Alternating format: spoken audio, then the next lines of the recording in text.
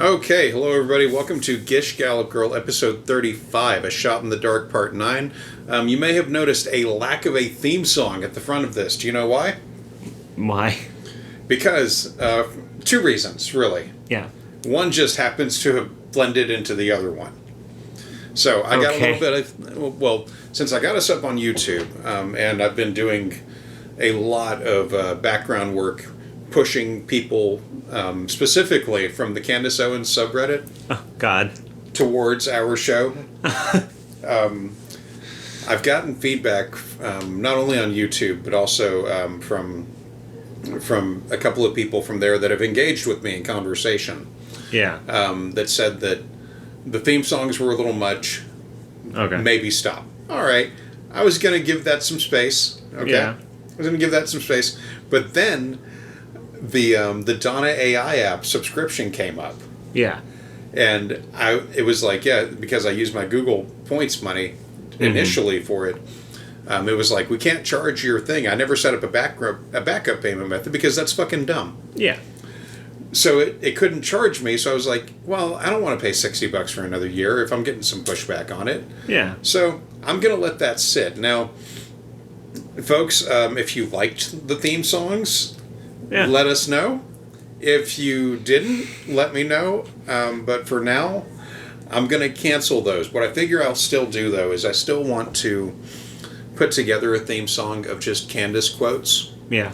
With, like, some background music to it. So what I can do at that point is I can just, like, pay for some song credits on Donna and get the background music that I need and use my mixer program to mix them in. Yeah. But, yeah, that was, I was like, okay, well, that kind of happened at the right time. Yeah. Because had it been, another week or so of payments, I probably would have been like, well, maybe not this week. Yeah. But, yeah, so I was like, well, okay. That happened at the right time. I'm just going to roll with it, man. So, yeah, how have you been in the last 2 weeks since we last did an episode? Oh, I mean, I've been doing pretty decently. The weird political people at work or something else. They always are. Yeah. Yeah. Well, especially anybody who's really, like, Trumpy in Minneapolis. Just... Yeah. They deserve all of the weird looks and just pain that they get. Yeah. There's nothing like having one say that, women shouldn't be in points of authority while standing there next to your female boss. Yeah. And it's just like, well, you sure you're here for a refund? Right. I don't think you're getting it now. Yeah. Something tells me. I have an inkling. Yeah. God. People suck. Yeah.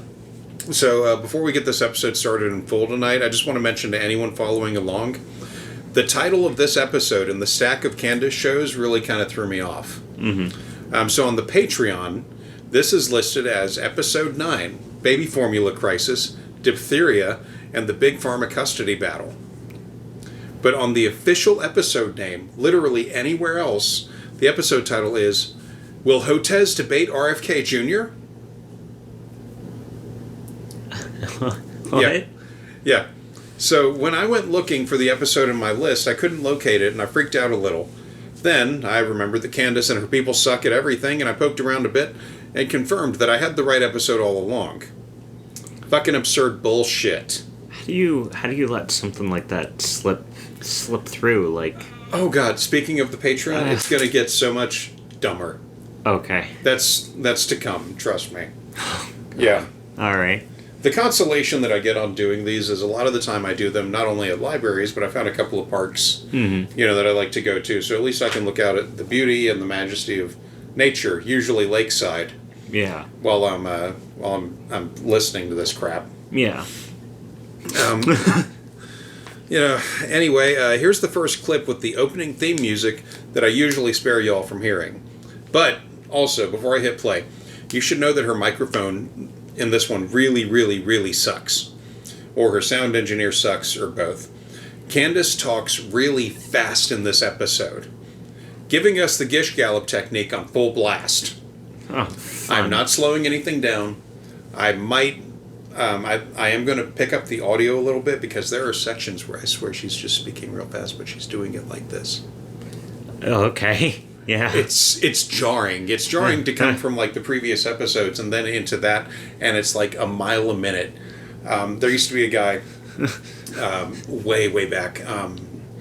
He did two kinds of commercials. He did other commercials and he worked in other things as an actor. I don't know his name, and I feel kind of bad for that now. But he two of the commercial runs that he was known for in the late 80s, early 90s were for Minute Rice and Micro Machines.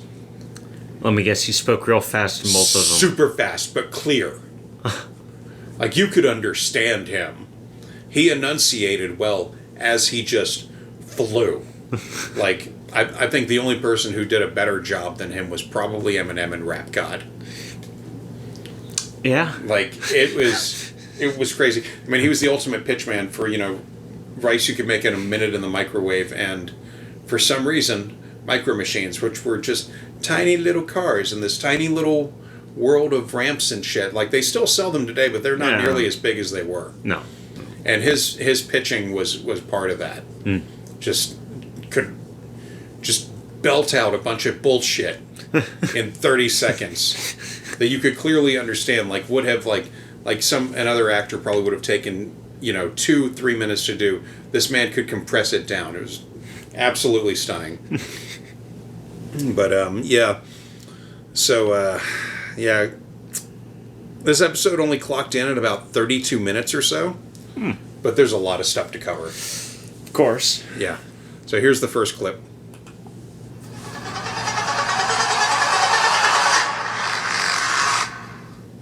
Alright guys, welcome back to A Shot in the Dark. This is episode 9, and I'm very excited. I'm going to do things a little bit differently for this episode because there are just some recent news headlines that I feel need to be covered that really fit the mold of everything that we're talking about in this series. Parenting, children, whether or not we even still have custody of our children or whether the state does. So I want to first just go over some really important headlines that I hope everyone at home is paying attention to. So there has been this bill that's been making its way through California, and it just passed its first legislative hurdle, and this is something that you guys should all be paying very close attention to. I always say that California is an increasingly radical state. I think it is the worst place to live if you are a parent that wants to make any decisions for your child because the government has somehow wrangled it out of our hands, particularly in this region. So the bill went through the Senate Judiciary Committee and it passed 7-0, and what this particular piece of legislation allows, believe it or not, is for 12-year-old kids to consent to vaccines without parental knowledge or involvement. What? What are we even talking about? Your 12-year-old child, so that would put them in 6th grade, going into 7th grade maybe, is allowed to consent to having chemicals injected into their arms without your consent if you live in California. It's past the first legislative step. It has to go to the full Senate for a vote, and I think it's likely to pass, if I'm being honest with you. So that was about a minute and a half. Yeah. God. Big nope on that, though. The bill, which was Senate Bill 866 in 2022, it did pass the California State Senate, but it did not pass the State Assembly. And the author of the bill, Scott Weiner, withdrew it from voting when it was clear that it wouldn't get even a slim margin of victory votes. The bill faced pushback from all angles, including from Democrats. Link in the show notes. And by the way, what I'm going to say here, too, about the links in this episode, the links in this episode, this episode has the most amount of links in it. Like, Candace had 8 links on Patreon, but because I actually do research and work, I don't know how many there are on our end. I didn't count them. I just realized the link stack was so fucking large. So, there is a very small chance, listeners, that your podcast player of choice, whatever it may be, since we're on all of them now, your podcast player of choice might cut off the stack of links. If you need any, go to the main Gish Gallop Girl site on Patreon, or you can go to gishgallopgirl.com and our link to not Patreon, I'm sorry, we don't have a fucking Patreon, Podbean. Podbean, yeah. Their name is way too similar to Patreon. Anyway, I was about to say, we got go, that fired up again? No, God, no. Trust me, I have thought about it just because, like, it's like we are getting a lot more traffic now. And I've thought about it, but I'm like, no. No, it's not that it was hard. It wasn't hard to set up at all. Yeah. Patreon's very, very easy to work with compared to other things that I've fucked around with in the past. But no, the problem still stands that we have a government that is getting increasingly authoritarian, and having a source of funding just makes it easy to get fucked with. And even though we live closer to Canada than I think most of our not customers, we don't have customers, listeners. It's been a day, y'all. Even though we live pretty close to Canada, we don't live that close. No. We could get stopped, and I don't want to get stopped. Because I'm like, if they go after independent media, because especially right now, a lot of independent media, including people that supported Trump, are not going for this "there's no Epstein list" bullshit. Yeah. So my concern, especially as I pointed out before, that the two top brains at the FBI right now are former podcasters who built impressive audiences based on bullshit. Yeah. They know the power and reach of independent media, whether it's a small show like ours or, a large show like Tucker or Joe Rogan, even. And the Tates. Yeah, the Tates especially, like, they know the power of independent media, and I don't trust how that's going right now. So I'm going to sit on not getting a Patreon back up again for at least a year. Yeah. Because I want to see how all this shit's working out. Yeah. Because ICE just got a huge jackboot of funding that's going to make them basically the fourth largest army in the world. Oh, lovely. Yeah, yeah. Fun. So, yeah, I don't like that our American Gestapo got funded. Yeah. And I don't like what they can do with that kind of funding. So, I'm going to play it safe and not put us. Yeah. On a list. Yeah. Yeah. I mean, well. Oh, no, we're. Yeah. Yeah. Yeah. So yeah. For D&D purposes, I might add. Right. Just. Yeah. Or Yeah. So I don't want to fucks with it. I don't see the point right now. Yeah. I do love the fact that people are glitter bombing the ICE agents among so many other things. Yeah. So here's the next clip. God. Oh, there's so much crap. Speed. There's so much. Well, I found it. I'm hovering over the button. Okay, here we go.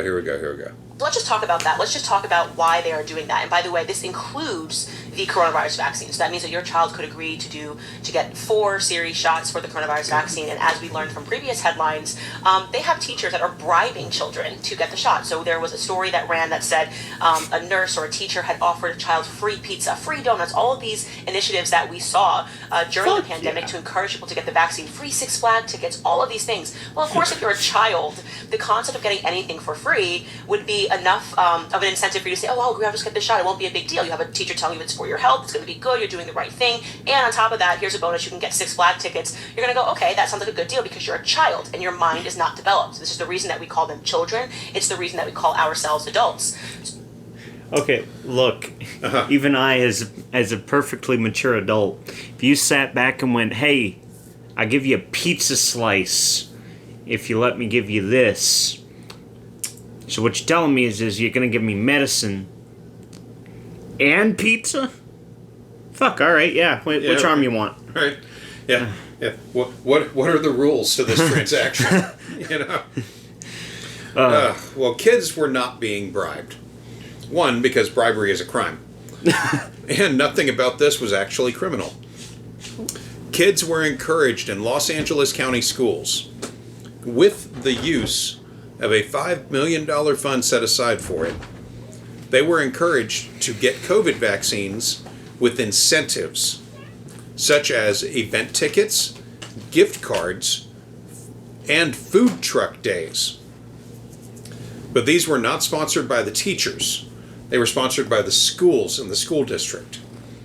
Add to it, really, that kids were eager to be safe and be able to do shit with their friends again, and I doubt they needed much arm twisting. Yeah.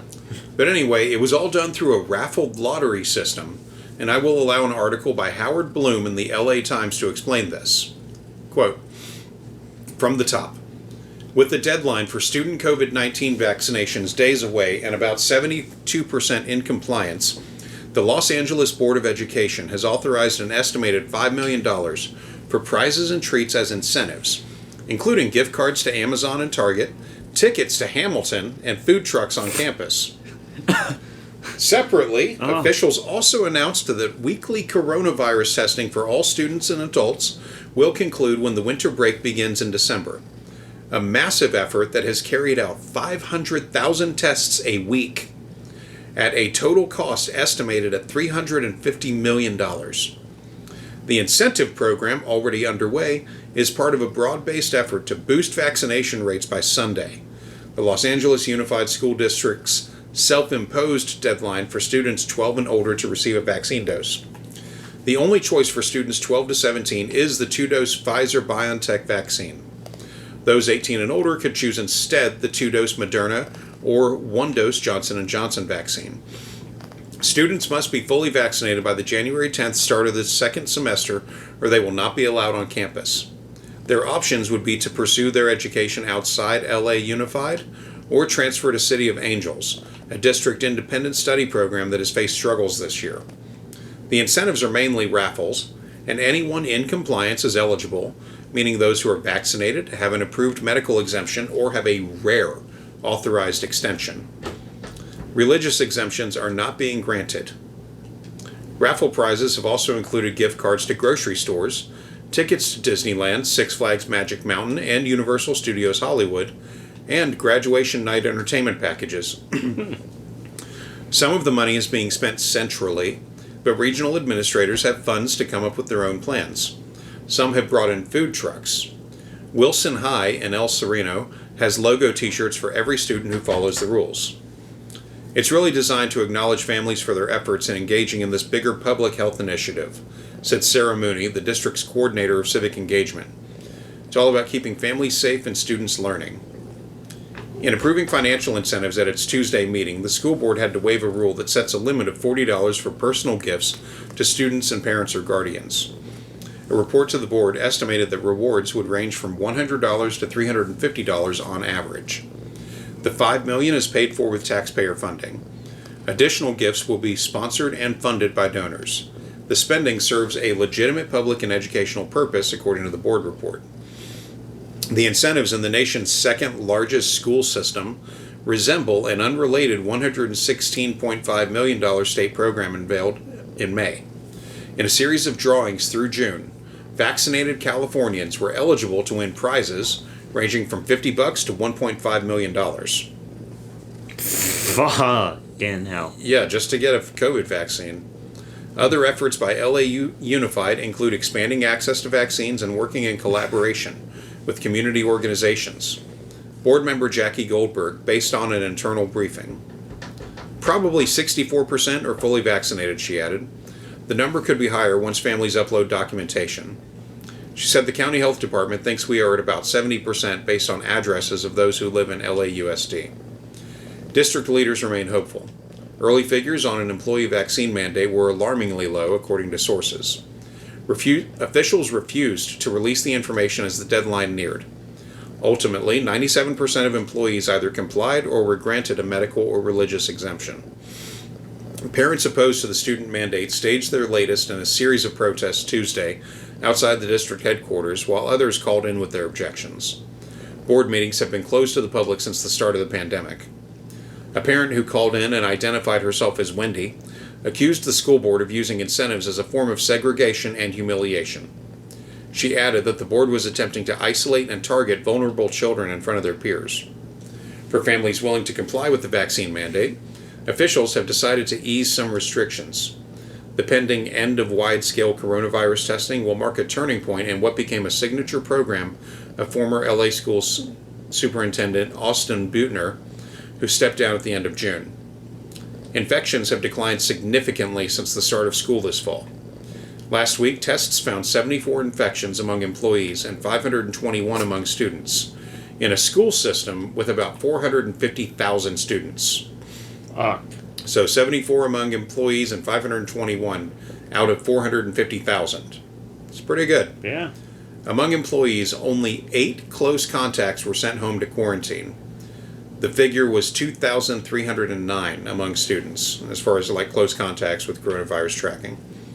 Although concerns of a winter uptick remain, officials are confident that increasing vaccination rates and other safety measures will eliminate the need for universal weekly testing. Also in January, students at middle and high schools where the vaccine mandate will be in force will no longer have to wear masks outside. The same will hold for elementary schools where 85% of students are vaccinated. Students ages 5 to 11 recently became eligible for vaccination, but the district is not extending its mandate to them. In addition, elementary students, vaccinated or not, will no longer be sent home automatically if they are close contacts of a positive coronavirus case. They can remain in school on a modified quarantine, in which students are tested for a coronavirus infection and monitored for symptoms. The goal is to keep more students in class. These changes will bring LA Unified largely in line with county and state guidelines. The updates at Tuesday's meeting also included a hiring report. With the end of the first semester approaching, the district is short nearly 700 teachers, about the same number as a month ago. This caused frustrated board member Tanya Ortiz Franklin to question whether the district needs to work smarter to close the gap. The situation was exacerbated, she was told, by the transfer of teachers with a vaccination exemption to the City of Angels program, where they will not interact in person with students or other employees. The teacher shortage is not unique to LA Unified and has forced the district to make its job application process easier and faster, and make the work itself seem as appealing as possible. The candidate experience is the most important piece, said Ilana Davalos, the district's chief human resources officer. The school district also is trying to hire hundreds of classroom aides in schools where students need the most help, as well as more than 500 counselors. Jesus. Yeah. Ugh. I mean, at least they were definitely putting in the fucking work with it. Yeah. Like... Hi, Squish. Squishy Cat has entered the chat. Hi, girl. Yep, find a spot. Find a spot not near the microphone. Yeah.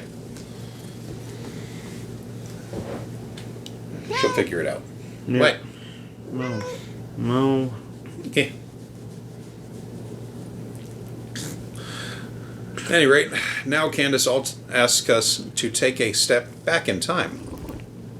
But I encourage you to just think about yourself when you were 12 years old. Like, think about what you were doing when you were 12. For me, let's see, I was doing cartwheels. I was choreographing dances to Spice Girls routines for my camp. I definitively was not within any mental capacity to be making decisions for myself. Man, I hate doing short clips, but I usually listen past the clip itself before I cut one. And I had to address this as she flies by it. So she says she was helping choreograph dances to Spice Girl songs when she was 12. Now, as we've said before, Candace was born in 1989. She would have been 12 in 2001. Okay? Yeah. The Spice Girls' popularity had waned significantly by then. They were everywhere for about 2 years, in 1996 to 1998. Yeah. And by 2001, the band had pretty much split up. Mm-hmm. Jerry Halliwell left first to gift the world with her own music, including not a hit song, Look at Me. Yeah. And the others were all doing guest spots on other musicians' albums to boost their own solo efforts, mostly. So I don't think Candace has really good recall at being 12 years old, is what I'm saying. Yeah. Either that or her school was... No, she said for her camp. Either that or her camp was... Really severely stuck in the past. In the late 90s. Yeah. Well, I mean, like, sure, that sounds okay, but this is also a woman who has claimed time and again to have grown up poor. Now, we know she didn't grow up poor. No. And I can tell you, I grew up in the fucking 80s and 90s, and no one I knew in my working class neighborhoods ever went to camp. Mm-mm. I didn't know anyone who went to camp. No. I have met people since who went to summer camps. I didn't know anyone who ever went to camp because I didn't hang out with wealthy people's children. Yeah. But we know that Candace did not grow up poor. No. And from the time she was 9 on through till she was 18, she lived on the good side of Stamford, Connecticut, in her grandfather's home. You know, it kind of reminds me of Key and Peele, one of their sketches. They had made the mention of neither one of them could be rappers. Yeah. And they posed the question of why they couldn't be rappers. And Peele starts to make a case about it, and Key goes, no. Where did you grow up again? I grew up in New York. Which part of New York? And he says the nicest part of New York. He's like, you were probably the only black family in that part of New York. You cannot be a rapper. Yeah. He's like, sure, I can. And he starts doing the Fresh Prince of Bel-Air roll. Yeah. And he's like, no, you cannot, no. Yeah. I mean, you know, he's not wrong. I mean, like, yeah, she's just... Oh, God, she's terrible. But, yeah, like... And I can't stress enough how bad the Jerry Halliwell song Look at Me was. I only found out about it because my parents were stealing satellite internet, and I was watching MTV2 at the time. MTV had pretty much ceased being a music video channel in all but name. Yeah. And they had to come up with a separate channel, MTV2, that actually just played random music videos. But why not just create another station to hold the non-music oriented things on? Because they had already done that. It was called MTV. No, I mean, like, why not create a separate station to host all of the non-music things on and keep MTV? Oh, God, I know. It was pretty bad. I was also watching the Canadian version of MTV, which was decent for a while until it got weird. Much Music. And then my friends who had real satellite, like serious, like, I've got a dish in my yard that, you know, you could flip over and use it as a storm shelter. Yeah. I knew some people who had satellite dishes like that. And the good ones. They had a special station called The Box. Now, The Box was unique because when you saw music videos on The Box, people were calling in a pay-per-minute line to vote for those videos to be playing. Wasn't that a thing in... God, it was one of the Looney Tunes cartoons. It's the one where they're all babies. What, Tiny Toons you're thinking of? I think so, yeah. And the same one where they played the fucking... Oh, it's gonna kill me. Istanbul, not Constantinople. Yeah, there's Tiny Toons, yeah. Yeah, Tiny Toons did a couple of music video episodes, yeah. Yeah, for the music video episode that they did for the They Might Be Giants. Yeah, they did 2 Might Be Giants songs. Yeah. They did Particle Man and Istanbul, not Constantinople. Yeah. Yeah. Yeah. Well, for that, it was Bugs sitting there going, people are asking for this? Yeah. Yeah. And he's answering a phone and going, oh, okay. Yeah. Yeah, they, like The Box, you would call a number. And I don't know how it worked because I was never going to pay $3 to vote for a music video, yeah. But apparently people were. But, yeah, it was a weird time. But, yeah, I can't get over how bad that Jerry Halliwell song was. And then, from what I understand, she went on to make more albums, and I'm like, who paid for them? Like, the song Look at Me is really quite narcissistic. Now, if Candace was doing dances to that, okay, that fits. That tracks. I doubt it. There's an EDM song. I don't know who the fucking author of it is. Not author, fuck. Wrong. Artist of it is. But it's called Mimi. Okay. And the song's literally just me, only me. Wow. Only look at me, only gift things to me. Well, I'm the only important thing in your life.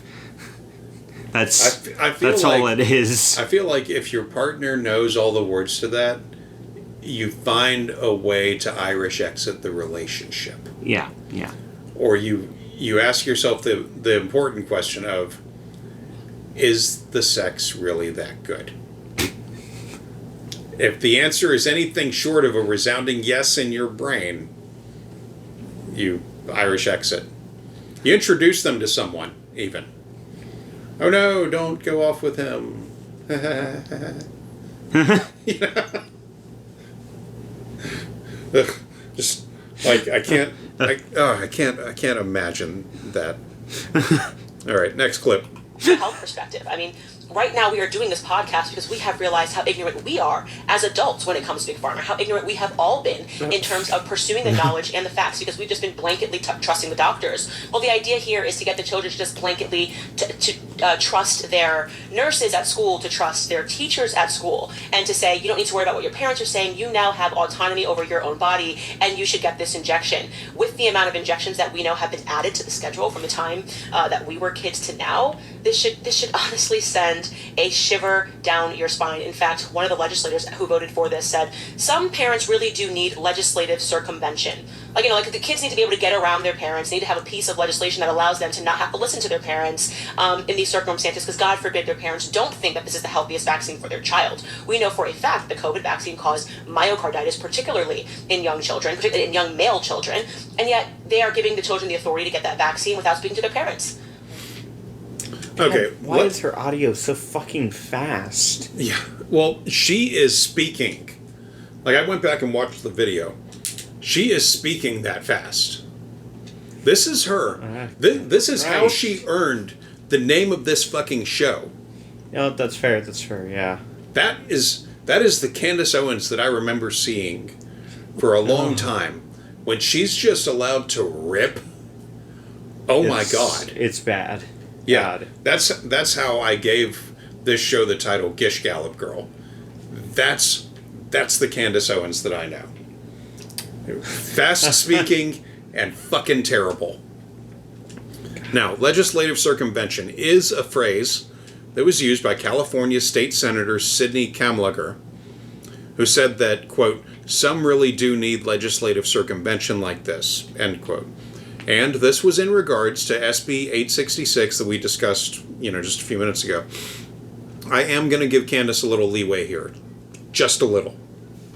The bill was sent to committees where it died in August of 2022. And it passed the California Senate to go to those committees on May 12th of 2022. This episode originally aired on May 13th of 2022. Okay? All right. So following the alarmist logic, it would have just been sent along for review when this was filmed. Okay. As a parent, I understand her thinking on this somewhat. But since I'm not an anti-vax weirdo, I cannot agree with her on this, of course. No. This sucks for the kids of weirdos in California that this didn't happen, and likely will never happen in this lifetime anyway. Candace moves on to a different large story from 2022. The baby formula shortage. What are we talking about? It is not a conspiracy theory. It's not me being dramatic when I say that right now we are facing a custodial fight for our children against the state in California. Passing this, going through this first legislative hurdle, I think, is the greatest example that's taking place in the United States. Their bribery tactics are going to work. There is no question. So we'll keep up to date on that story when it goes to the full Senate. And as I said, I do think it's going to pass. Another story that I think everyone should be paying attention to, and certainly something that I have been ranting about on my Instagram, is the baby formula shortage that is suddenly sweeping America. And there's a part of this that it just doesn't make sense. We keep having all of these shortages of things that we need, and then suddenly there appears to be some government solution that enriches the exact same people that have so much wealth and so much power and control over the way that we live our day-to-day lives. And I just can't imagine how many times the name Bill Gates keeps coming up. So before I even talk about his incredible investment that he made, he's done this over and over and over again. It seems like almost like Bill Gates can see into the future. I want to just recap the situation in case you guys aren't aware of it. So essentially, we are facing a baby formula shortage in the United States, and the reason that we are facing this baby formula shortage is not because people stopped manufacturing baby formula. It's because the FDA stepped in and shut down the largest plant, which was in Sturgis, Michigan. So you can follow the story, you can look it up, look at it right now. And they shut down this large plant because they said that there were 4 babies that allegedly got sick. They thought they had gotten sick. At least they wanted to investigate whether or not they had gotten sick from baby formula. And 2 of the infants that they were referring to actually died from some bacterial infection, so it was worth shutting down the most massive plant in the United States so they can investigate further. Now, okay, let's talk about baby formula. Okay, so Candace got this wrong. The FDA did not shut down Abbott, which is the maker of Similac and other brands such as Alimentum, Elecare, Pure Bliss by Similac Organic, and several specialty or metabolic versions, which are Cyclonex 1 and 2, Gluterex 1 and 2, Hominex 1 and 2, Ivalex 1 and 2, Ketonex 1 and 2, Phenex with a PH 1 and 2, Propomex 1 and 2, Tyrex 1 and 2, and also ProFree, free spelled with a PH, Provimin, Calcilo XD, RCF concentrated liquid, and Similac PM 60/40. As you might imagine, these being very special formulas do require a prescription to obtain, which also makes them expensive. Some medical or state plans can be used to offset those costs, but with the new Bigly bill in effect, man, who knows? Anyway, Candace was wrong about the FDA shutting down Abbott. The company did it on its own first.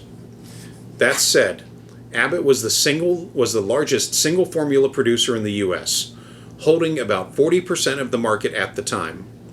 But Candace laying the shutdown on the FDA is gross, and the information was available at the time that this wasn't the case.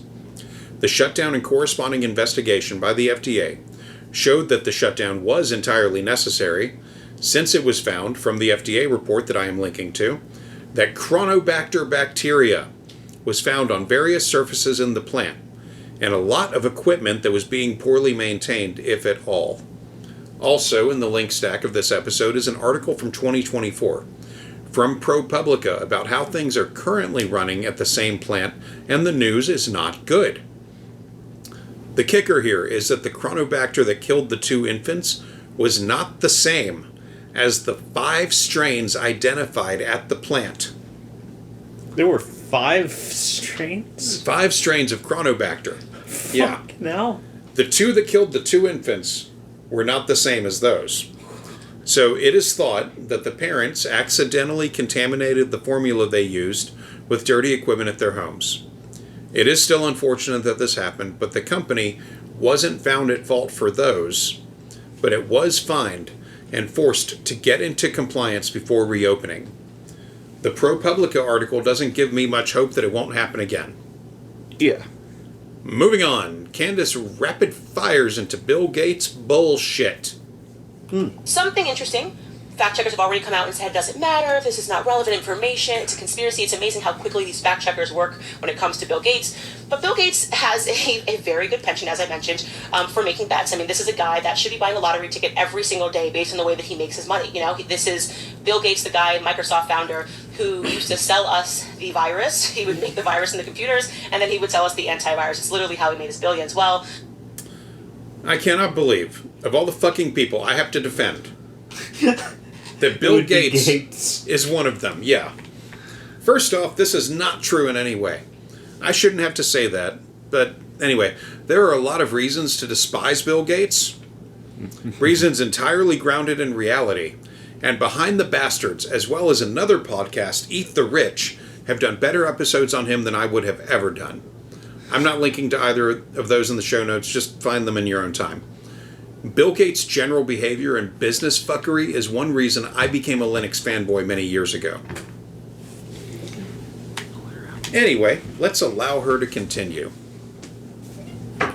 Bill Gates does it again. He made an investment in 2000, I'm going to get the date right, in 2020. He said this investment, his investment firm, which is called Breakthrough Energy Ventures, was investing in lab-produced breast milk in 2020, right? So you might be thinking, oh, well, whatever, this is what investors do. They find little startups. This is a Series A round. Initially, he gave them $3.5 million through Breakthrough Energy Ventures. By the way, there are other big names that are a part of Breakthrough Energy Ventures. Jeff Bezos, talk about the makers of the world, Mark Zuckerberg of Facebook, and they decide, I don't know, I'm going to suddenly invest in this lab that is creating breast milk, right? And they're going to make that breast milk called Biomilq from culturing mammary cells with the help which they believe would help to reduce the carbon footprint from the global infant formula market. Now, what's interesting about this article is that it even says that this is such a long shot investment, right? They just go, wow, this kind of seems like they actually refer to it as a moonshot, right? That this is going to take off. They go, but there are some very big names. It's 2020. Very big names are involved in it. Mark Zuckerberg, Richard Branson, Jack Ma, Michael Bloomberg, these names that we're used to seeing all the time. So maybe it will take off, right? And then in 2021, Bill Gates and this investment firm, they decide to go even invest more into this. Another Series A round, $21 million raised for this exact same lab that's going to be creating this breast milk. Now, you might think that this lab was something that they pursued and they found this individual and say, hey, maybe this could work. It might be a long shot, but here's some money and try it. No. The co-founders of Biomilq, by the way, and this is very, very important to recognize, come from the Gates Foundation. The co-founders, they're pitching this as, oh, it's a pro-women, it's a pro-women organization. I got together because I was having trouble breastfeeding. I decided I was going to make Biomilq, and oh, we got so lucky and we got funded by Bill Gates. This is no luck, okay? This woman left the Gates Foundation to start this organization up, to start this company up, okay? Okay, Biomilq, first off, is its own company. Breakthrough Energy Ventures is basically a capitalist big boy club that includes most of the famous investor names that most of you have probably heard of before, including Jeff Bezos and Mark Zuckerberg, but also Jack Ma, Michael Bloomberg, George Soros, Reid Hoffman, several others, as well as many different institutions, such as the University of California, and businesses like American Airlines and BlackRock Foundation. So, yes, it is a murderer's row of questionable persons. Anyway, both founders of Biomilq did not previously work for the Gates Foundation. Only one of them did.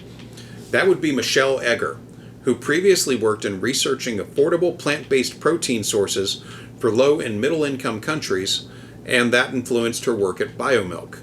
The other founder, with no ties to the Gates Foundation, is Dr. Layla Strickland, who is a cell biologist. While I'm certain that the association with Michelle Egger at Gates helped her get past a lot of doors, they ultimately had to have a product path worth pursuing. Yeah. That's any investment venture. You don't continue to invest unless there's something worth it. Yeah, I mean, knowing people gets you in the door, but you gotta be able to show the work. Yeah. Like, because people like this can fuck around with money. They prefer not to. Yeah. All right, next clip.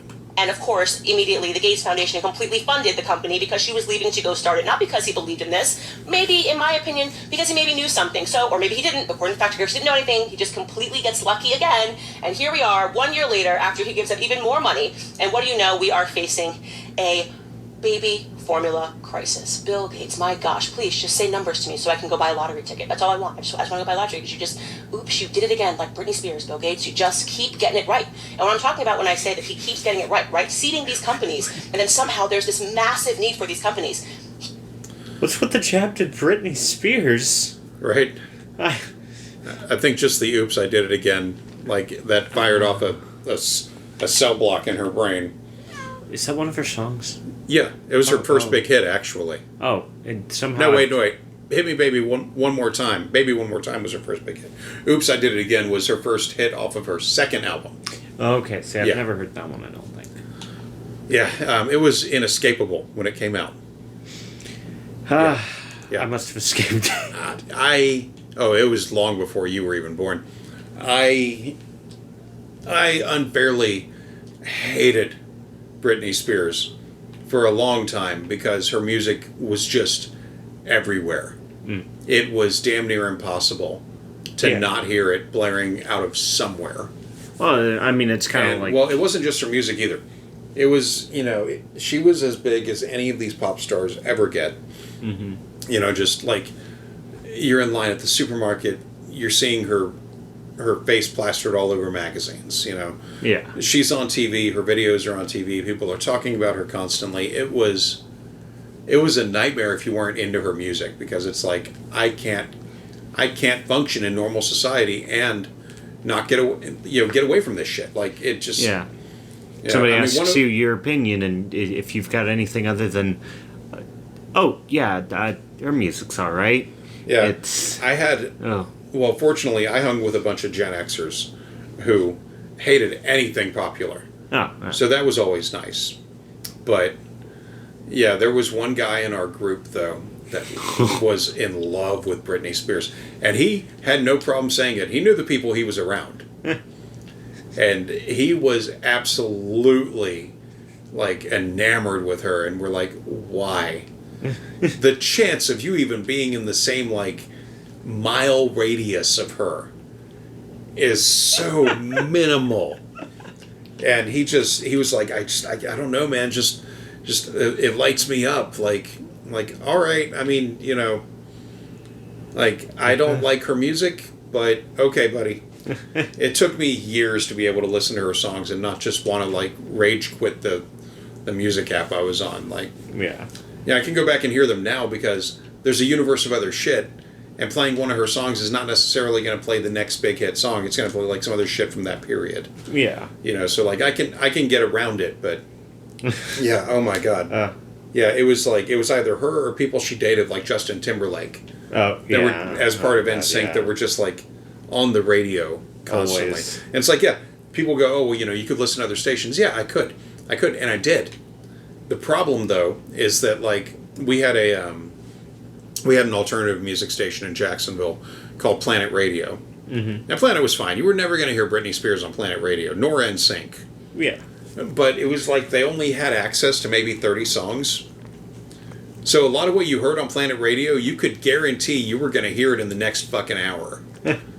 Like, I mean, it was such a big deal when new music came out that they would announce it, like, Thursday at 8 p.m., hear the new song from The Offspring. And it's like, oh my God. To look back at that and go, I got excited for that. Why?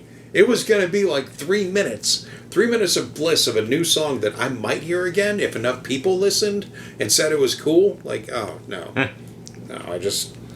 like internet music, internet radio was such a big thing for me because, initially it was like you could tune into radio stations, in Ireland or wherever the fuck, and you can still do that today, but just being able to do that and to hear other shit. Now, what was dismaying was when you would be listening to something, you'd hear like 5 good bands you'd never heard of before. You might never hear them again.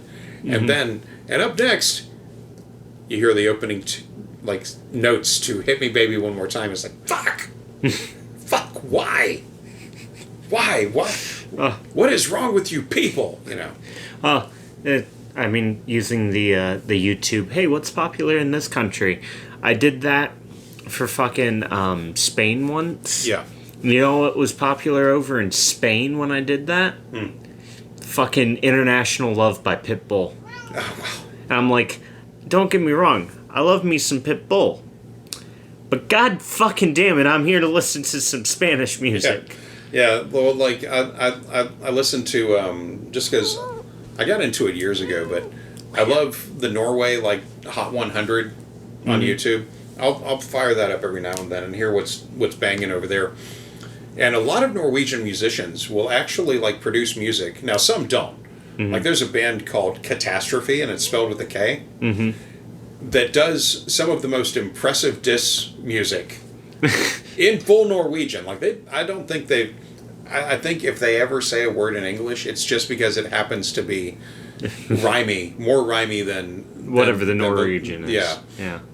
But yeah, they've got a song called "The Song You Hate." And I think part of the lyrics, if I'm remembering how I translated them in my brain, it was like, I don't want you to come back here, so I'm going to play the song you hate.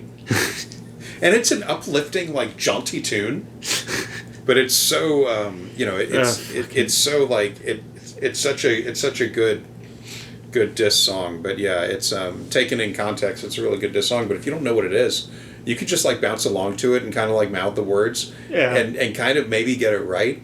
But any Norwegian would be like, do you know what you're saying? Well, it's like some of the like Hispanic gangster rap. It sounds really good, and it's really fucking, get your blood pumping and all that. Never mind the fact they're talking about the coordinates in which they have buried a motherfucker that did them wrong. and how they slept with every person in his family. Yeah. Just because. There was there's a song that's in English called Lone Digger, done by Caravan Palace. Mm-hmm. They're one of the EDM jazz band groups. Okay. Well, it's really fucking good. Mm-hmm. Like I said, it's called Lone Digger. And it's great, and it's this song just about going out, having a good time, and then being the only person left standing. And listening to just the song, I'm like, oh, well, this has like a good, thing to it. I don't get what this whole lone digger business is about, but whatever. And my brain was trying to chalk it up to, maybe they're just talking about like gold diggers or something, I don't know. Right. Well, I watched the video for it, and it's these three thugs go into a bar, Mm-hmm. They're all anthropomorphic people. Yeah. They go into a bar, and they're sitting there, three cats sit across the way from three dogs incite a fight between them. Everybody in the bar is dead except for the stripper that's in the center. Wow. And she's standing there soaked in everybody else's blood, still doing her dance. She does not stop her dance until everyone is dead. And I scrolled through the comments on it the one day, and somebody in there said, yeah, I was a stripper once, and I kept dancing during a robbery. Cops got involved, it became a hostage situation. I just kept dancing because it was the only way to not lose my shit. Yeah. And after the fact, my boss gave me a $500 bonus for dancing all night. That's great. I'm like, well... Yeah. I'm going to give you this, and I'm going to give you this paper to sign. It says you're not going to sue us. Take tomorrow off. Oh, God. Anyway, back to the material, yeah. So included in this stack of links is a short article from a website called Veg Economist about the company, Biomilq, from May 4th, 2022. They said in the article they were at least 3 to 5 years away from producing a marketable product. Other sites, such as CNN and Forbes, all reported the same things about this company. And another one known as Helena, spelled Helaina. That said, the company shut down in May of this year, 2025. Oh. After filing for bankruptcy, due to lawsuits involving an ex-husband of Dr. Leela Strickland. Oh. He claimed a lot of IP rights to the product, and it made the company unsellable, and they were unable to get further funding to continue their work. So, thanks a lot, fucko. Bill Gates did not have his thumb on the pulse of solving a problem that he in any way created. That is fucking absurd. And fuck Candace for creating a problem that required me to defend the noxious cesspool of a human that is Bill fucking Gates. But, moving on, I get to do it again. Yeah. We did the exact same thing with mRNA technology and the vaccines. The exact same thing. So let me take you guys back to what instantly happened, how the mRNA technology initially got funded. Well, Bill Gates, back in 2016, first gave $20 million, which was supposed to be a part of a $100 million grant from the Gates Foundation to Moderna to look at mRNA vaccines and the technology, antibody therapeutics, and they said they were going to look at it to develop HIV and HIV antibody project, also towards an additional mRNA-based treatments for various infectious diseases. Then again, in 2019, he pours more money into Moderna, and this is, by the way, directly from his website. You can look at gatesfoundation.org. It will tell you every year what they're giving money to. They actually gave money just the year before the pandemic, more money, despite the $100 million they had already given them, to assess the feasibility of mRNA technology to deliver antibody combinations in selected neonates in low-resource settings in order to reduce the impact of neonatal sepsis in this vulnerable population. So he's been slowly pouring money into Moderna for mRNA technology for a very long time, and of course he then gets lucky. We have a massive pandemic just a couple of years later, and everybody now must be mandated to get the coronavirus vaccine, this mRNA technology. And so you need to just be aware of Bill Gates, because when we talk about Big Pharma, you will see that his name comes up repeatedly, okay? Yes, but also no. Bill Gates did not start mRNA tech with his money. mRNA was first proposed in the early 1960s, but we didn't have the tech to even start work on the concept until about 1990, when it was shown that mRNA could be delivered into cells to direct protein production in animals. Linked in the stack is the Wikipedia article for mRNA. Anyway, clinical trials using mRNA started in 2001 with research on cancer immunotherapy. Then again, 2008, there was a clinical trial of a vaccine for prostate cancer using mRNA technology. And the first mRNA vaccine was approved in 2013 for use in humans, called Provenge. Provenge stimulates the body's immune cells to attack prostate cancer cells. On the back of this success, mRNA trials began for infectious diseases in 2013. So the technology was significantly advanced by the time they were needed for work on COVID vaccines. Gates poured a lot of money into the vaccines, as did many other investors, because it was important to save lives, if for no other reason than the fact that dead people don't make markets move. That was not said by them, it's just my observation. But yes, his foundation comes up in a lot of searches for this kind of stuff, because this is what they do. It's not always with good results, and the intent can be argued on a scale, but he is not the comic book villain that Candace makes him out to be. He's just a normal asshole. Yeah. With a lot of money. Yeah, he's a bit of a creep and a sex pest, but, you know, I look, if his money helped, put a vaccine in my arm that would have taken 8 to 10 years to develop previously, okay. Yeah. But yeah, next clip. When we talk about WHO, the World Health Organization, he is one of the largest donors to WHO. And when I say one of the largest donors, I mean he has tremendous amount of influence, more influence than most countries. Depending on the year, once upon a time, he was the second biggest donor to the World Health Organization just a couple of years ago, behind the United States, okay? I'm just pausing this to say, though, this is actually true, with the exception of a period between 2020 and 2021, when Germany became the largest donor. And since Trump 2.0 has immediately ceased all funding to the World Health Organization since he got back into power, it remains to be seen what impacts this will have down the line. Yeah. Candace keeps going, but before she does, I want to say that she is wrong about China. So it was like the United States, and then Bill Gates, and then China. He is giving more money to the World Health Organization than most countries on the face of the planet. That doesn't make sense for one man's organization to be giving that much money to something that's supposed to be, apolitical, right? Of course it's not political. Of course, the World Health Organization is operating like a business. And Bill Gates yields an inordinate amount of influence to the World Health Organization. Again, you can look that up. I will actually post a link to show you guys how much money he gives to the World Health Organization. It should be completely banned. And it's the reason why you're always seeing him given a platform to talk about every issue that we're going through. What do you think about the pandemic? He's not a doctor. He didn't go to college. This is the guy that plays with computers. Why are we suddenly being told that we need to listen to Bill Gates about anything that's pertaining to our health? Why is it that actual doctors are being shut down and being censored from having a discussion, and yet Bill Gates was being told, given a platform to talk about how everyone must get the vaccines, which he himself was invested in? Does that make any sense? Of course it doesn't. It's corrupt, and it's absolutely crooked. And it is one of the reasons why I always tell people to pay attention to who benefits when we're going through various things, whether it's a pandemic or a shortage. Yeah, Gates is not just some guy that played with computers. He is also a more friendly face that is willing to talk to the press about these issues. As for profiting from the pandemic, yes, but not in the way that Candace wants to explain. The Gates Foundation directed over $2 billion in funding R&D during that time, research and development. Through its own investment firm, it had previously invested in BioNTech, which was the firm that worked with Pfizer to develop their COVID vaccines.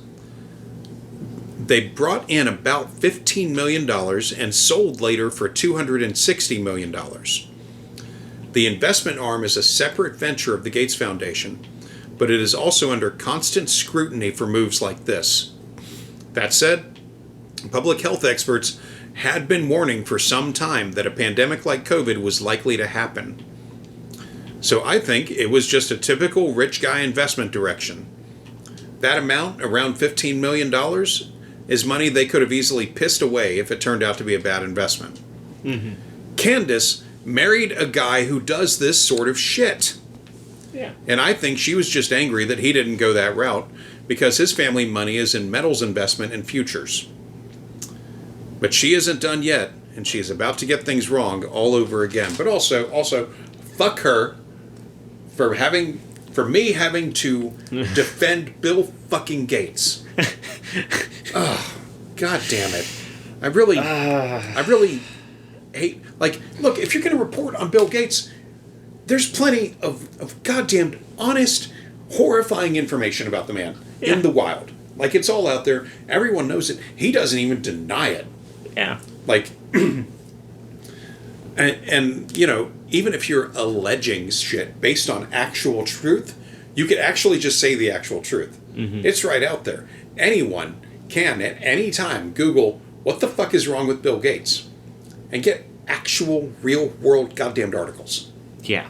Like, just the comic book level, let's turn him into Lex Luthor shit always gets me. Because it's like, man, if y'all just dealt in reality, your lives would be so much easier. Mm-hmm. But no. Anyway. Benefits. I also want to talk about how unusual the move was, because the FDA is implausibly corrupt. I think we all accept that now, especially after the coronavirus pandemic. But how interesting to go back and to consider that they made a decision to shut down Abbott Nutrition. That was the plant that was in Sturgis, Michigan. Largest distributor, of baby formula. They shut it down for 3 months because of health and safety, because they got allegedly 4 complaints. Who knows? Maybe Bill Gates made those complaints, like, hey, baby's sick. And by the way, I just want to make it clear, they investigated all of these complaints and determined that there was absolutely no association between these children and this plant. And yet we still don't have these plants up and going just yet. The FDA has been dragging their feet on this. But how unusual of an action for them to completely shut down a plant because of 4 complaints. Yeah, that might have been unusual, but it didn't happen that way, as we have already covered. Anyway, Abbott shut it down, started their own investigation, and the FDA stepped in to see what was up.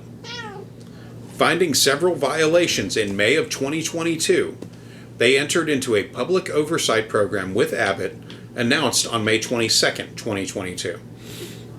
I've linked that agreement in the show notes. Considering that this episode aired on May 4th, 2022, I can give Candace some grace in not knowing this at the time, but also, she didn't bother to look into the actual facts, so, you know, fuck her for that shit. Mm-hmm.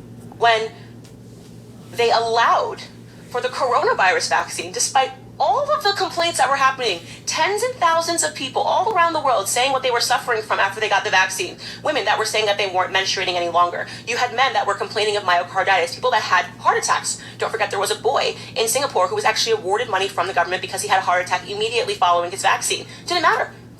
Tens of thousands of people all over the world who were suffering from side effects from the Moderna and the Pfizer vaccines that were being mandated into their arms. Did the FDA ever stop it? Did the FDA ever pause their emergency use authorization? No, they said, you know what? It's for the greater good. So you know what? More people are set to benefit. So we're going to keep this going. We're going to allow this vaccine to operate under emergency use authorization. We don't care about people that are being injured because it's for the greater good. Okay, so the greater good. The greater good.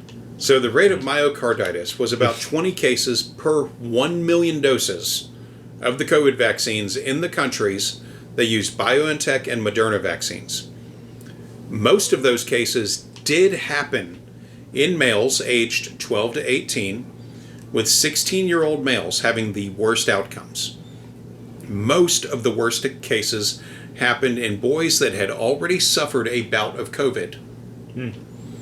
But of those, most of them recovered with no lasting effects other than spending some time under observation in a hospital.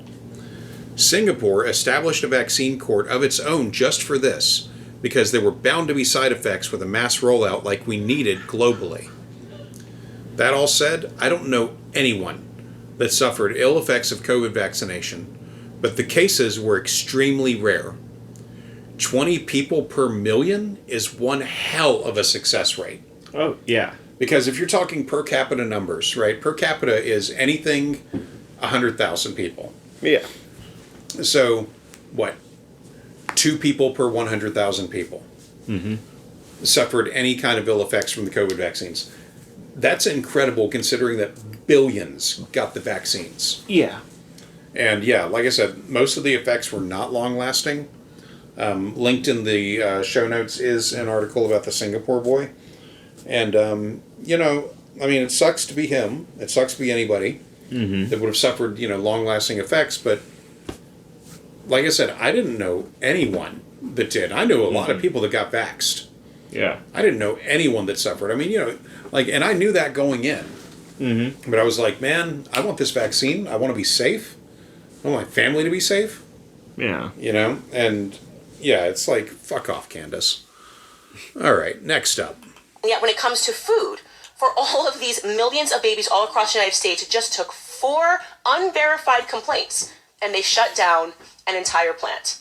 That seem a little bit suspect to you? Is there any consistency between the two things? It doesn't seem that there's any consistency at all. I think that they are actually dealing with influence. In fact, not only do they not care about all of the adults that were suffering from vaccine injuries, not only did they make sure that they shut down the speech of people that were talking about how they themselves were suffering, saying, I got the shot and this is what happened to me. They sent out their fact checkers. They pulled people's accounts from the internet. They said you're not allowed to have a social media account because you're spreading vaccine misinformation. I mean, not only did they do all of that, but then they authorized it for use in children. They just said, you know what, we actually, people younger and younger can get this shot for emergency use authorization, even though they were having virtually no side effects from COVID. Children, virtually none of them were being hospitalized with COVID, but it did not matter.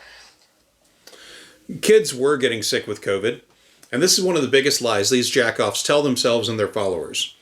In the main 4 years of the pandemic, 234,000 kids were hospitalized with COVID. Of those, 1,300 kids died.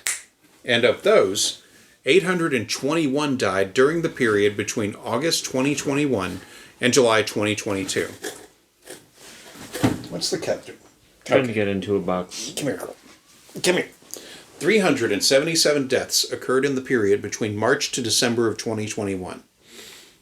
Keep in mind, a lot of this was during lockdown measures. Black and Hispanic kids suffered the most in the states with the highest body count, such as Texas, California, Florida, and New York, and most of those deaths occurred in urban areas with dense populations. All of this is publicly available knowledge and was known when Candace did this show. The next clip is longer than most of the clips have been in this episode, but not our longest ever. See you on the other side. So I have promised to do my best to keep this podcast apolitical because I believe that the information is so important that I just don't want these to become one of these polarized discussions. Like, we're talking about information that whether you vote left or right, you need to know it as a parent. And I actually think that this is one of these topics that can bring people together.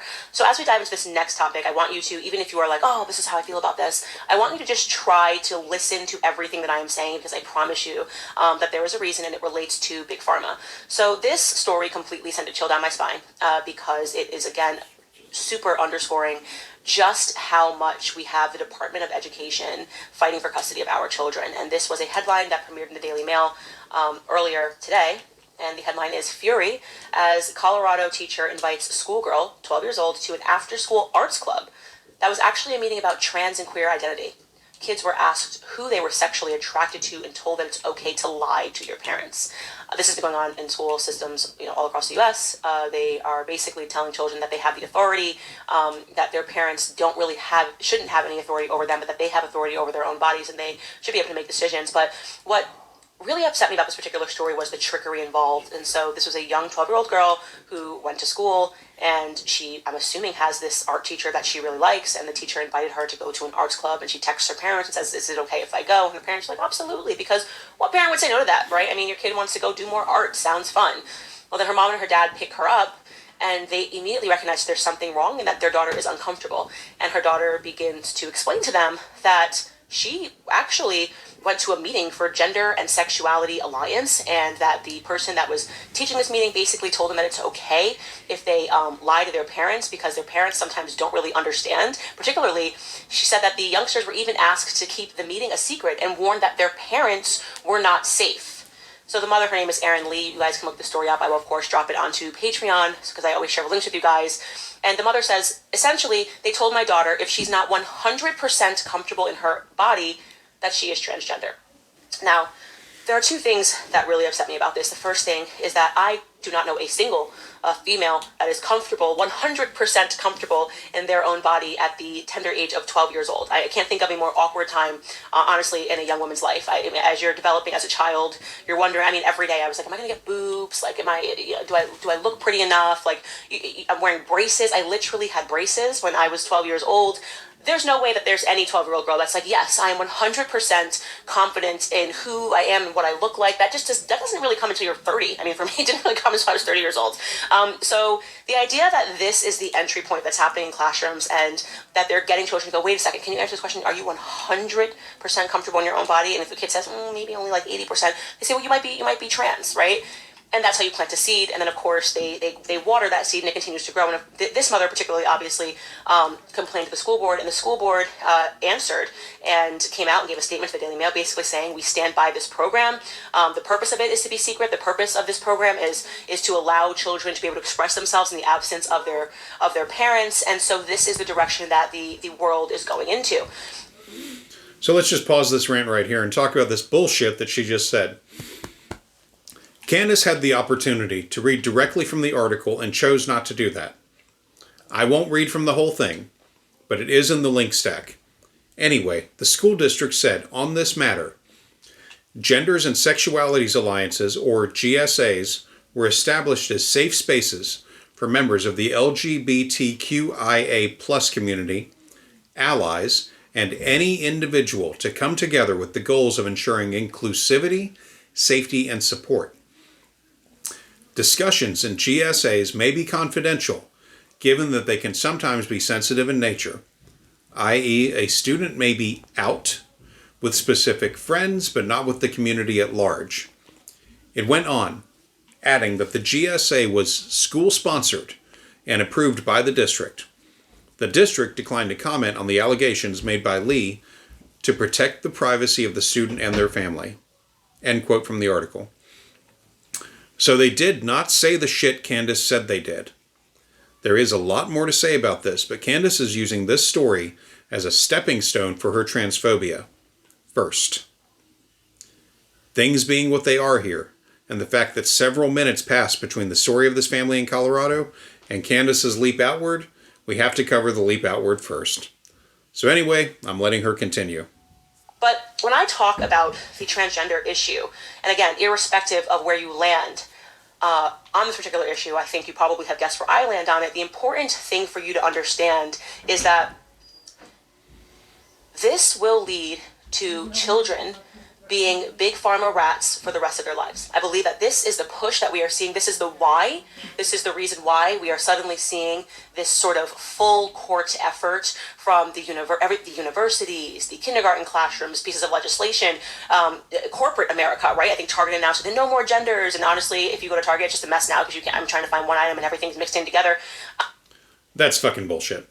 Ask Candace these days about Target, and you'll get either this same shit or she will say that she's never shopped there. Mm-hmm. That said, I work for Shipt, a shopping delivery platform owned by Target, and I can tell you that I frequently, any given week, get girls' and boys' clothes, men and women's clothes, male and female-centric health items. Target did not just mix everything together in one big fucking pile and command the oinking masses to go dig through it. This is a fucking absurd take by her and her friends. Yeah, I can tell you as a matter of fact that the fucking St. Louis Park Target has the largest fucking women's section out of all the Targets I've been into so far. Yeah. And it is a bitch and a half when you get told, oh yeah, you can get suit pants and stuff there. Yeah, but the section's so fucking small you can't find the bitch. Well, here's the thing, right? Now, the women's section for clothing at any Target is pretty massive. Oh, yeah. But I don't hit up St. Louis Park all that much. I do like the Ridgedale store, which is one of the largest, like, not a super Targets that I've ever been in. I still haven't been in a super Target. Yeah. We need to go to the one in Minnetonka sometime. Yeah. That one and the one in Edina are the two largest Target stores I've ever been in. I swear to God, the fucking Starbucks in the one in Edina. Yeah. It's the size of a regular Starbucks. Like, you could take a regular Starbucks and insert it into that store and probably still have some room. It's ridiculously big. The store itself is pretty big, but I think easily the largest Target that I've ever been in, like I said, is in Minnetonka, which technically Ridgedale is in Minnetonka too, but people that live there know the fucking difference. Yeah. The Super Target over there is massive. Yeah. It is such a big store. And a lot of that space right in the middle is devoted to women's clothing. I believe it. You know, the same 10 brands that every one of their stores carries, but just a massive amount of them. The men's section in any given Target is not as big, but it is bigger in the Ridgedale and Minnetonka Super Target stores. Larger than the St. Louis Park one anyway. Yeah. Yeah. No. I buy boys and girls shit and men's and women's shit all the time, every week. Mm-hmm. And that even goes down to, like, not necessarily, like, a lot of the toys are not necessarily male or female, but there is a sort of, like, noticeable gender kind of bias in them. Like, like, they'll have, like, build your own, like, even in the craft section, they'll have, like, build your own toy trucks. Now, a girl could build a toy truck just as well as a boy. I'm not going to knock that. And a boy might like, you know, fucking rainbow and unicorn shrinky dinks. I don't know. Yeah. You know, let them do their shit. But, God, you know, it'd be really cool, though, if you take a shrinky dink that's like a unicorn thing and you slap it on, like, a wooden toy truck. Like, you know, like an ornament on the truck. Like, that might be pretty cool.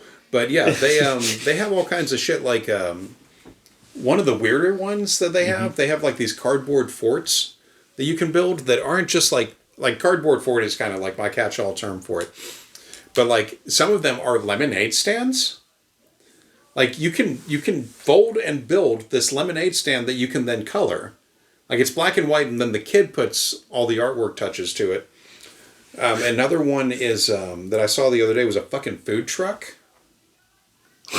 Yeah, like a little, like, kid's food truck that is cardboard that you pull out and, you know, you attach it all together and shit. Yeah, it's some wild shit. That's some really wild shit. That is pretty neat. And they're not that expensive. I don't remember the prices on them, but I remember every time I've gotten them, I'm like, how the fucking much is this? Then I'll look and go, oh, damn it, man. Like, not only did I grow up at the wrong time, but my kids grew up at the wrong time because they're all too old and I can't build this shit with them. So...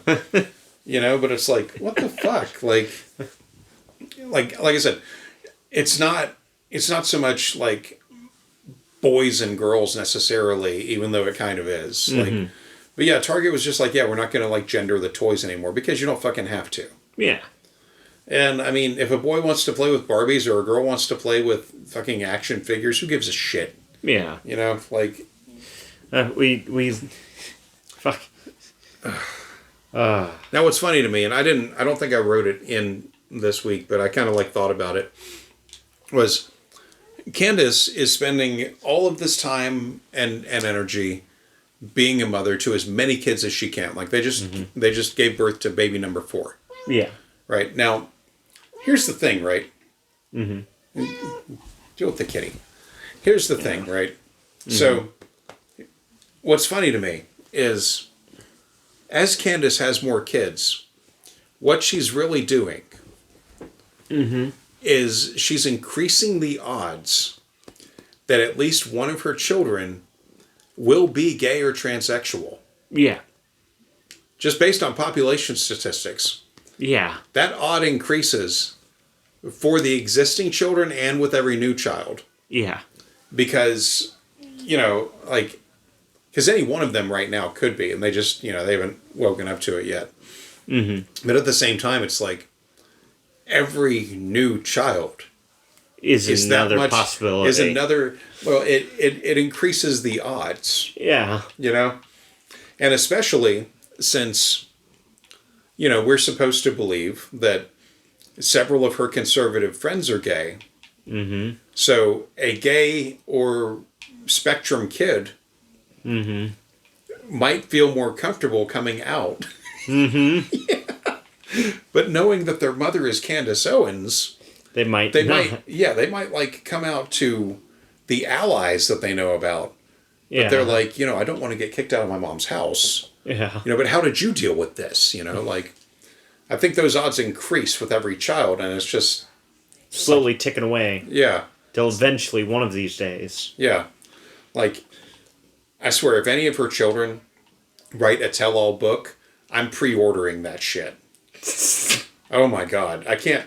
Like, what's going to be funny to me, though, is all of these background ideas that I don't talk about on the show, and I don't even talk about online. All these background ideas that are running through my head at any given moment. Like, I'm just wondering, like, if a kid writes one of these books when they're an adult, how much of it am I going to be flipping through and going, I knew it. Called it. Knew it. Should have said it, Like, could have bet on it, like... Ugh.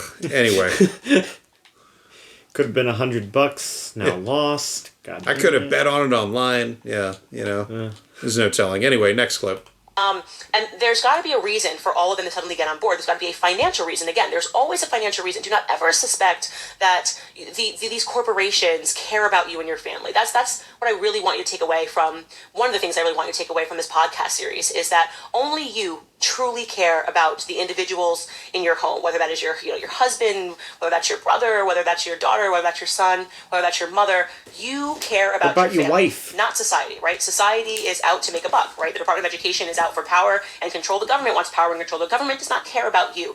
Big Pharma clearly does not care about the health of our children. They care about making money. It's all about profit.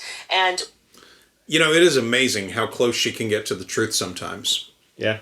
Yeah. And still be off the mark. Damn. It is true that companies don't have a reason outside of profit motive to care much about their customers. And people in the rainbow and allies call out corporate bullshit during and after Pride Month every year. Mm-hmm. The memes are incredible.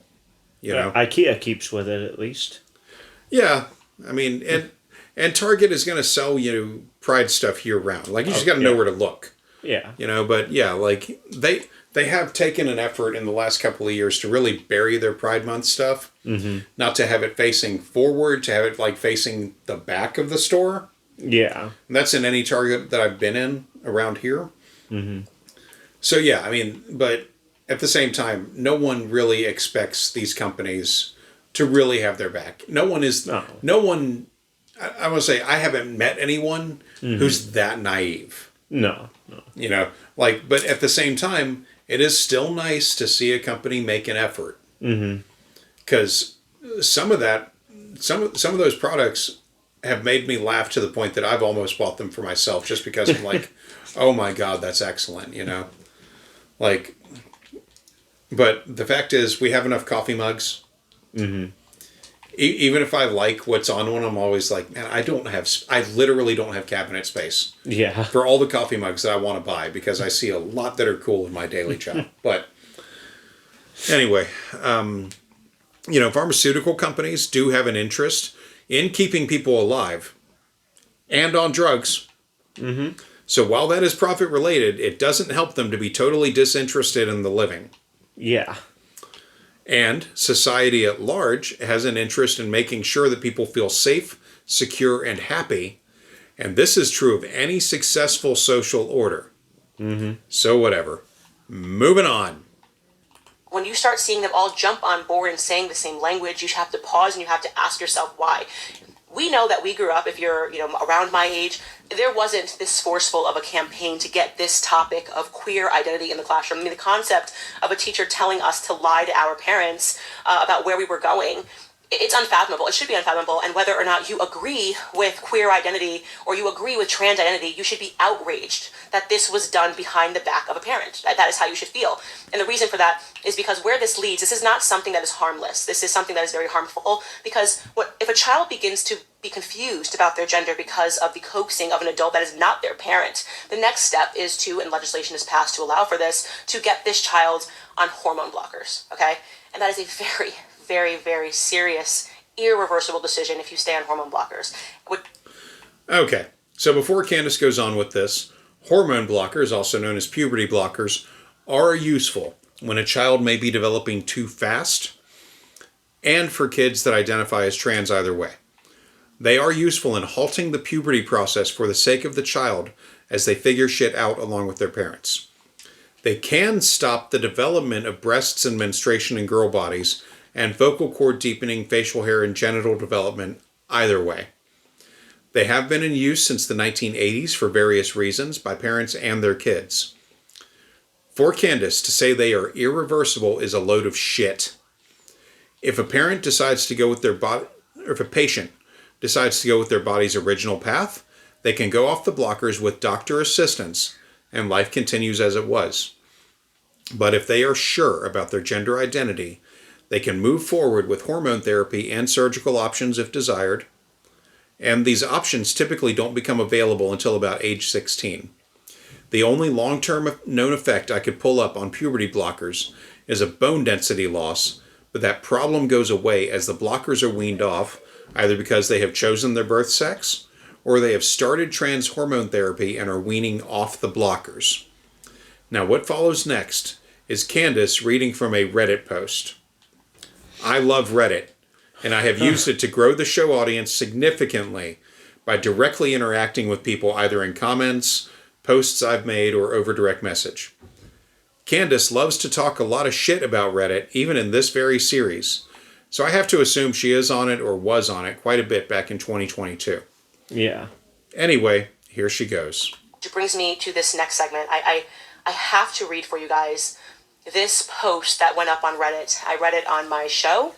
I was astonished when I read it, and it made me very, very sad because the woman who wrote this post, and she wrote this, if you guys don't know how Reddit works, it allows for people to post anonymously to strangers to ask for help. And you might say, why would anybody want to do that? Why would you want to talk to your friends? Because sometimes something is so confident and you're struggling so internally with it that you're embarrassed to ask your friends, right? So this is how Reddit took off. You can just, everybody on the internet is anonymous, and you can ask them for advice about anything. You can be like, hey, my best friend's at my wedding, I don't want her to be there. Can I get, a post about how I should ask her to leave? And all these commenters will say, oh, you're a horrible person, you're a great person.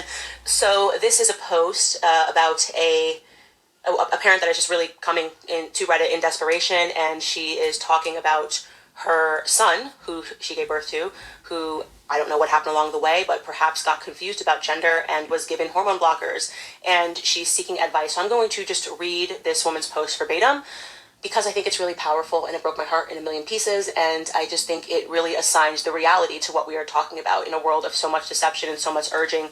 This isn't a political discussion. This should be something that should put all parents on high alert, because we're talking about the health of our children. So this is the post. So the title of the post is, I have no clue what to do. Daughter can't get the bottom surgery and is becoming suicidal. So the bottom surgery, as you know, is that last step of getting surgery. She writes, hello, I have always been in support of my transgender daughter. So obviously at birth, just to comment, this was her son. When she was still a boy and started expressing a want to be a girl, I did everything right. Therapists, then puberty blockers, everything. Now she is 20, and everything is falling apart. We had to hold off on the body surgery because of costs, but now finally had enough and went and got several consults. All have said the same thing. The puberty blockers have left her with a micropenis. She has to get part of her vagina made with her colon. Well, one of her friends had that surgery, and even years later, it smells fairly colon-like. Obviously, my daughter is now distraught. She is in counseling, but is becoming worse and worse in her mental state, and I am frantic. On top of this, she has never had any sexual function. No urges, no erections. Even when she tried masturbation to see if she could stimulate herself, nothing. The doctors say this may not change even after surgery. Her dating life is dismal as well. We knew it would be hard, but it's impossible. The one man who was with her for a while soon just became frustrated by her lack of sexual anything and broke it off. I don't know what to do.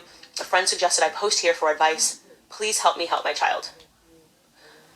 I don't want to add too much commentary to this again, because I don't want to keep this too political, and I genuinely, my heart breaks for this mother, because she believed that she was doing all the right things based on what I perceive to be a marketing campaign, a very aggressive marketing campaign that benefits nobody but Big Pharma, and a lot of lies are being told, and people are thinking that this is such an easy decision. You wake up and you can just change your gender, and teachers are enforcing this, and in the school classroom, and that's why that last story is just so significant. You have someone who's not confused about their gender and is being taken to an arts class to be confused about their gender. Okay, so there is some follow-up to the Colorado case, which will be in the show notes. Anyway, the parents in the Colorado case harassed the school district for an entire year before they finally sued. They were calling them every day. Jesus. This is the original Colorado case. They were calling them every day to harass the principal and stuff about the GSA group at the school. So yeah. Anyway, the parents in the Colorado case harassed the school district for an entire year before they finally sued. 8 days after the lawsuit became a thing, the Daily Mail ran their story. The attorney that they got, because there were only like 12 people in the world, the attorney that they got was former Florida Attorney General Pam Bondi, who is the current Attorney General of the United States. Oh. Anyway, the case was dismissed because the court found the complaint by the plaintiffs insufficient to proceed, and Pam Bondi was told to refile the case. She did so, and it was dismissed again. Bondi appealed to the next higher court, and it was dismissed.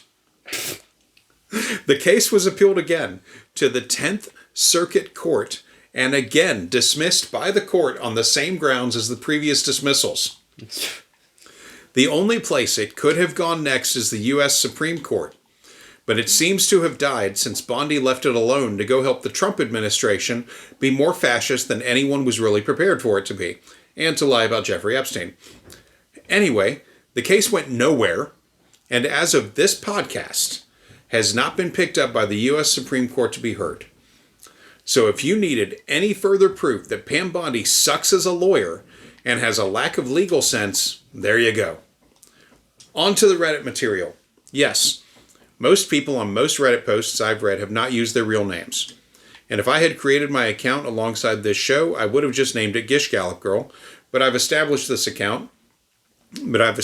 account I do have on there as me doing this, so it is what it is. Anyway, about that Reddit post, I went looking for it, and by luck, after much scrolling, because I did look for the title, but Reddit only allows so many characters in a search. Anyway, I found it when it was being talked about in another thread in r/asktransgender. I am providing both links with this episode, but basically the one I used to jump over to it, a mod responded to the original poster of the thing and removed the original post, but the comments are still there. Basically, when Candace talked about the original post, and she did read the title correctly, it was already a 4-year-old post at the time. Jesus. Which makes it ancient on Reddit. Yeah. People down the original comment line were providing solutions to this mother's problems. So, to us, 3 years later, this is now a 7-year-old post. Which is beyond fucking ancient. Yeah. So I hope the woman got the help she needed. Anyway, both links are included with this episode. I reached out to the person that was involved in the post that led me to it and thanked them. So I want to describe that a little bit more than I went into the script here. So, Candace read the title out. Like I said, I went onto Reddit and I searched the title. Yeah. Well, I scrolled down, like I clicked several in a row that looked like they might have been it or might have had something to do with it. But then I found one that said something to the effect in the title of, people are reposting this and I have no idea why. And I was like, are you the golden goose? I clicked on it. And what it was the poster for that one shared the original post because, keep in mind, this is 3 years ago, that this one was referencing the 4-year-old post that was the Candace one. So, here's what happened. Okay. I'm going to call this one the original poster, even though they were referencing the older one. The original poster said something to the effect of, I don't know why people are reposting this and responding to it. I don't know why they're looking for this one. Like, they were confused. They were genuinely confused because the people that were talking about it were Nazis. Yeah, that's... Yeah. That's fair. The mods on r/asktransgender said, okay, thank you for alerting this to us. We'll delete the original post. which they did, but the comment thread was still there. Okay. Like the post itself was deleted, but they left the comments alone. Yeah. Because most of the comments on the original 4-year-old post were actually constructive. Yeah. So, the comments on the new one were constructive. Yeah. Now, I didn't read through all of the comments on the new one. But people were like, yeah, why is this being brought up? This is so old. This is Reddit. Yeah. This might as well be hieroglyphics right now, you know? Yeah. Well, I didn't get any word back from the person that I responded to directly. But, and I have a theory as to why I haven't gotten any word back yet, and I'll share that in a moment. Mm-hmm. But I told them, thank you for your thing 3 years ago. Mm-hmm. I run this show, I described it a little bit. And I was like, I wanted to thank you. I'm going to use this material in our next episode, which we're going to be recording Wednesday night, and it should be out in the wild Thursday morning. If you want to check it out, feel free. I'm just saying thank you. That's all. Yeah. And, I paraphrased that, but that was the gist of it. Anyway, so as to why they may not have gotten that message yet, I was on the Twin Cities Reddit on the same night. Yeah. And somebody had said some shit dissing our neighborhood. Yeah. They said someone was looking on the Twin Cities Reddit, and they wanted information on where can I buy a house, basically. And they were looking at areas around here, the north side. Most of the people were genuinely supportive of that idea. They were like, yeah, I live on the north side, and here's some streets you don't really want to live near, but most of the rest of it is pretty cool. We've got, walkable roads and everything. Buses are regular. There's a lot of good shit about living in this neighborhood. And the person I responded to said something to the effect of, I wouldn't move over there. All these businesses are closing down. And I responded to them. Again, I'm paraphrasing here, but I said something to the effect of, no, only Aldi closed down and they've been replaced with a new grocery store. All of the other places around the area are doing well. And I listed off a bunch of businesses.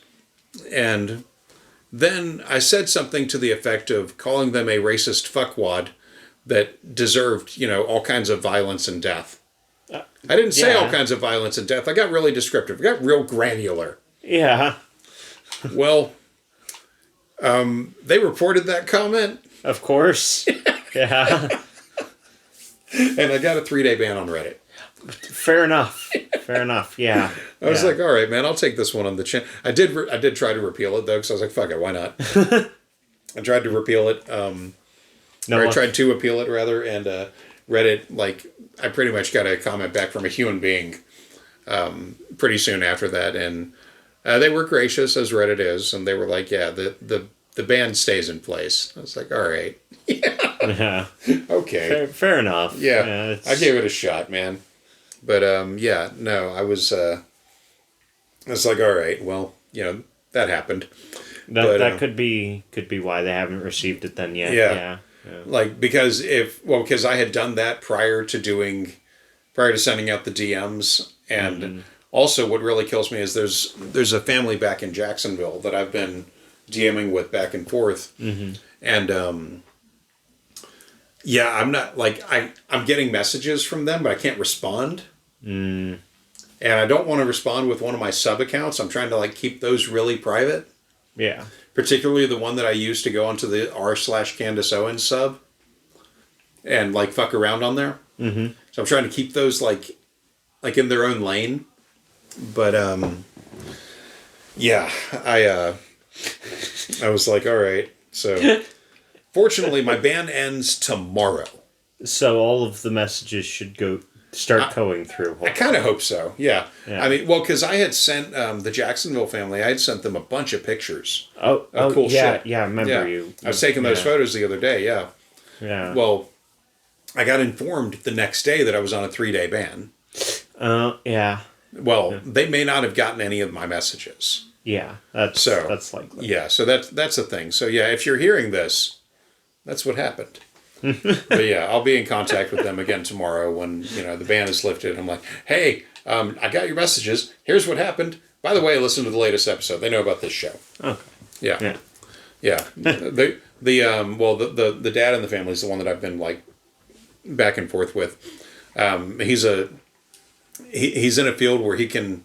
I don't want to give up.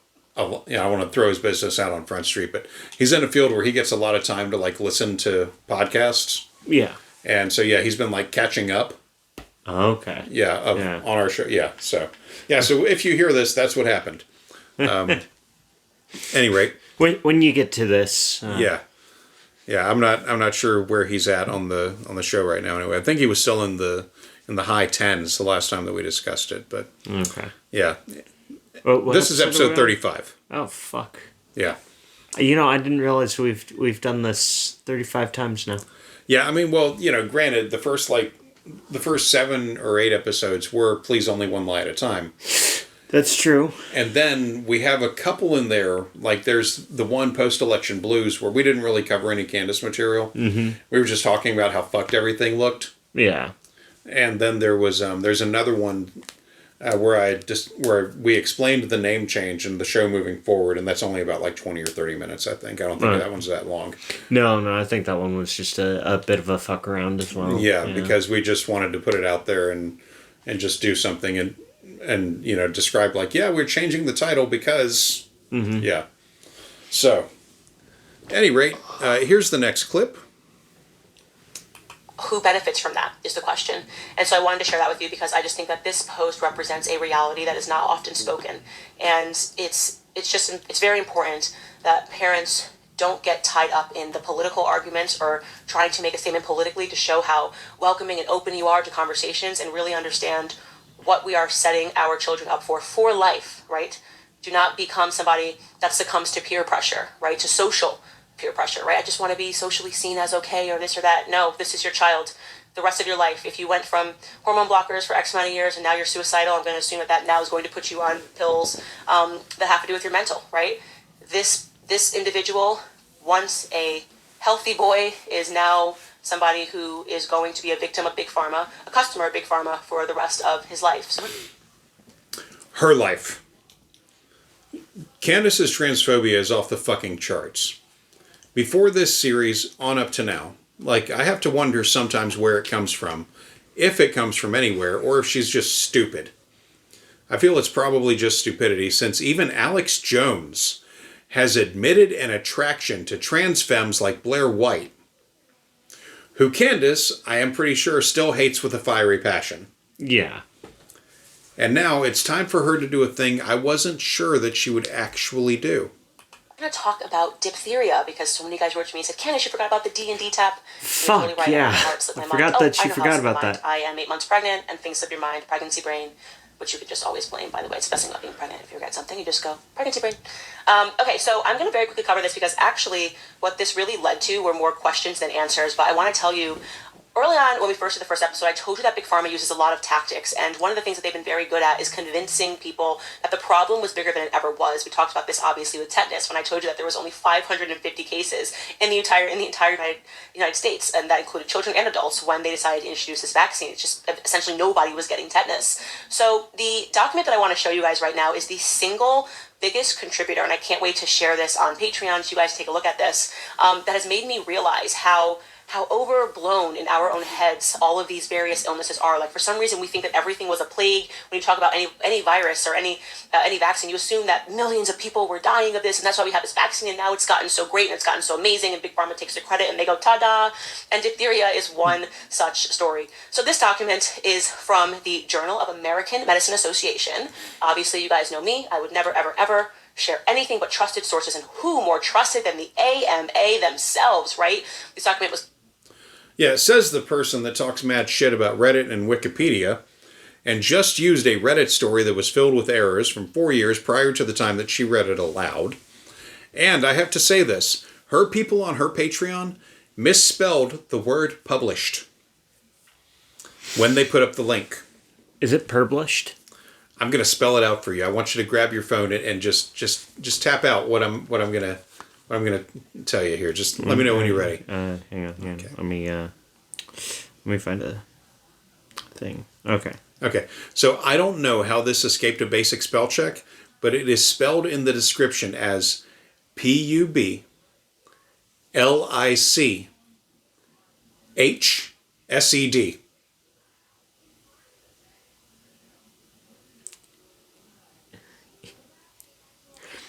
Okay. The only thing that I could possibly give them, because, and this is only because it's the second option on my autocorrect. What I have on my autocorrect is published, publicized, which is spelled with a C, publisher, publishes, publicists. Wait a minute. Wait, hold up. There's no... Okay, there is publicize in here. Oh, right, yeah. Here's the thing. It was written as if published could be the only possible word in the sentence that it was written in. Yeah, there's no ch anywhere in any of these. There's c's that compensate for the sh, but it basically looks like public said. Public seed. Public said. That's how it's spelled. That is so fucking slapdash, it just continues to astound me. Anyway, the link itself that she shares, which is in our link stack, is from November 2007. So about 15 years prior to this episode of A Shot in the Dark. While I am going with the information she is providing, I was also curious about updated information on diphtheria. We'll get to that later. Published in November of 2007. It is volume 298, number 18. I'm just showing you guys a screen grab here, but I will definitely send you, I will share the entire link so you can look through this because it is such a great reference, as I said. Okay, so what this shows us, incredibly, it has every single one of these vaccines that your children are getting listed. The vaccines, every single one of these illnesses that your children are receiving vaccines for. And it lists the annual estimated average of the cases and the deaths related to that particular illness before the vaccine. So you see right on top there, it says pre-vaccine number. So this means, this lets you know how serious was this illness before Big Pharma came to the rescue on a white horse and said, Rapunzel, let down your long hair, and now we don't have it anymore. These beautiful fairy tales about how much we owe everything to our Big Pharma gods. Very first one that is on this list, vaccine preventable disease, diphtheria, right? And it shows you that the estimated annual average of cases was 21,000 cases all across the United States between 1936 and 1945. And the estimated number of deaths per year was 1,822 deaths that were related to diphtheria. Now, what does that work out to? Okay, well, in 1945, the United States population was just under 140 million. So approximately 140 million people were living and thriving in the United States, and 1,822 people were dying from diphtheria before they relinquished the vaccine. That percentage for you means that you can say that 0.0013% of Americans were dying of diphtheria before they said, oh my gosh, you know what, we gotta get a vaccine to save the approximate 0% of people that are dying from this disease, okay? Now, what's so funny, and I talked about this with coronavirus, is that if you knew the number of deaths of people that were dying from car accidents, right, from drunk driving accidents, all of these things that we deal with every single day, but we never ever consider these numbers, you would knock it out of bed. If you think that this is a high number, I mean, this is within the margin of error when you're talking about a population of 140 million people. Just 1,822 people were dying of this disease, and they decided to create a vaccine. And how successful has that vaccine been? I couldn't tell you. Because the thing about Big Pharma, when they declare something a win because they want to show that this was worth it, that this was totally worth it for us to give you this vaccine, this combination vaccine of Tdap, which comes with warnings of SIDS, I will guarantee you have more kids that have died from SIDS, you have more kids that have died from all of these various other illnesses that we saw in last week's episode that is associated with the vaccine, but who cares, because we say that we've conquered this illness. Well, when I was... because we have conquered the illness, Candace. Guess how many people have died in America from diphtheria since the rollout of the vaccine? None? Almost none. One? The people that have gotten it have contracted it overseas. And they have lapsed on their vaccinations. Diphtheria was first described in the 5th century by Hippocrates. And epidemics were described in the 6th century by Aetius. That's Aetius. The bacterium that causes it was first observed in 1883 and cultivated a year later. Diphtheria toxoid was developed in the early 1920s, but was not widely used until the 1930s. It was incorporated with tetanus toxoid and pertussis vaccine and became routinely used in the 1940s. Candace was playing her old tactic of liar's statistics, of course. The numbers she was reading from were from after the rollout of the vaccine. Of course. Before use of it was widespread. A better link that explains it is from the CDC, and I am including it in the stack as well. But from that link, way down the page, in the section marked out as Secular Trends in the United States, we get, quote, during the 1920s, 100,000 to 200,000 cases of diphtheria and 13,000 to 15,000 deaths were reported each year. After diphtheria toxoid containing vaccines became available in the 1940s, the number of cases gradually declined to about 19,000 in 1945. A more rapid decrease began with implementation of a universal childhood vaccination program, which included diphtheria toxoid containing vaccines beginning in the late 1940s. From 1996 through 2018, 14 cases of diphtheria were reported in the United States, an average of less than one per year. One fatal case occurred in a 63-year-old male returning to the United States from a country with endemic diphtheria disease, which I believe was Haiti. Within the United States, coverage with diphtheria toxoid childhood vaccines, DTaP, has been consistently high. Coverage has been consistently high. Among children born during 2016 to 2017, 93.3% had received at least 3 doses of DTaP vaccine by age 24 months. That's 2 years. And 80.6% had received at least 4 doses of DTaP vaccine by age 24 months. Coverage with the adolescent and adult diphtheria toxoid vaccines, Tdap or TD, is variable. Tdap coverage among adolescents aged 13 through 17 years reached 90.2% in 2019.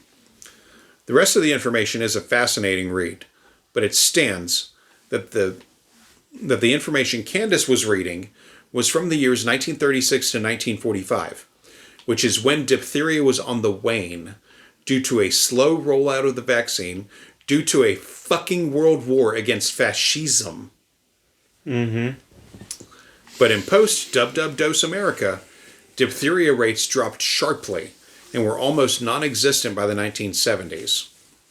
But remember, prior to the vaccine and treatments, diphtheria infected 100,000 to 200,000 people each year in the United States alone. It's not even globally. Yeah. 100,000 to 200,000 people each year, and 13,000 to 15,000 of them died. And most of those were children. So yes, protection against a highly communicable disease was a fucking need. Diphtheria spreads the same way as COVID and the cold, etc. It is a respiratory disease that spreads when the infected coughs, sneezes, or even talks. Infected persons can be contagious for 2 to 4 weeks without treatment. It can last on touched objects and spread, or be spread through contact with open wounds on the infected person. And it can be carried unknowingly. If a person is vaccinated against diphtheria, they can still be a carrier of it, which is another reason that maintaining vaccination as an adult is a thing you should probably just fucking do. People that survived diphtheria or who get it outside of the USA and survive can have a whole range of lifelong issues if the diphtheria spread is bad enough. Those include myocarditis, nerve damage, such as temporary paralysis, and airway issues. This is not something that should be a fuck around and find out option. Yeah. That's I never understand why people want to fuck around and find out with those sorts of things. Yeah. Just get a shot. Yeah. You're going to sit in a chair for a couple minutes. You're going to jab you, and you're going to be done. Mm-hmm. And guess what? You're now protected for 10 years. Yeah. My biggest thing got was previous retail job. Yeah. Talking to one of the teenagers that had just been hired. Just went and got a vaccine. I don't remember which one. Yeah. But got the vaccine and was sitting there and goes, yeah, man, I can't lift anything. My arms are sore. And I just looked at them and just went, oh, imagine having 3 in one arm and 4 in the other. Yeah. After that, they stopped being so sore. Right. So here's the next one. Looking this illness up, and that's why I said that I wanted to cover this quickly, because now I'm kind of going on a very big deep dive. But I had come across a lot of random forums of doctors asking the question, what is the difference between diphtheria and strep throat? And doctors are responding saying, well, it doesn't really matter. I mean, there's a slight difference around the membrane of the throat. It doesn't really matter. The point is diphtheria is gone. We don't look for this anymore. It doesn't matter. We've already declared that we won against diphtheria, and we no longer have 1,800 people dying per year, so whatever you're looking at is likely strep throat. I would be willing to bet that Big Pharma plays a lot of games, and they just come up with new names for illnesses. And I want to do a deep dive into strep throat versus diphtheria, and I want to also offer, because I know there are a lot of doctors listening to this podcast, if you know anything about that, because I said I saw these on doctor forums, please write to me. I do read your emails. I read everything that you guys send to me pertaining to this, and I would love to interject it. But for the time being, I just want to say to parents, you should really understand that if your child has a 0.0013% of dying from something before the vaccine was rolled out, then your child has an effective 0% chance of dying from something, period. Okay, so this is how deep in the weeds I get on some of this shit. You know what just occurred to me? What? I could find out Candace's username real fucking easy. Yeah. If I go to doctor forums on Reddit and look for her. Just look for anyone questioning diphtheria from 3 years ago. Oh, God. It seems so easy because I don't think she was. I bet she probably wasn't even that smart. I bet, like, if I can find her username, I can find so much shit. What I want to find is a lot of stuff that spills the tea. Yeah. You know, like maybe her asking about doctor forum shit, and then, like, you know, just anything, really, just anything that would, like, open up onto her, just her bullshit, just her bullshit fucking life. You know? Like, I want to find that now. I can't believe it just occurred to me. I think because when I was getting through these last, like, few minutes of this episode, I was so... My brain was so fried. I was so ready to just be done with it. Yeah. You know? But I mean... God. See, and that's something I can thank you for is... it's... Whenever I've worked a job and I've sat back and I've gone, man, this person's really nice. I know their full name. Let's see what they've got on social. Okay, I am gonna figure out the most polite way of not talking to them anymore. Right? Like, ugh. And then when I can't find anything, I get paranoid because I'm like, there's nothing. You have accounts, but there's nothing present. Yeah, it's not even like not showing people everything. It's you have nothing. You don't even have the thing that says only friends of this person can see this content. Yeah.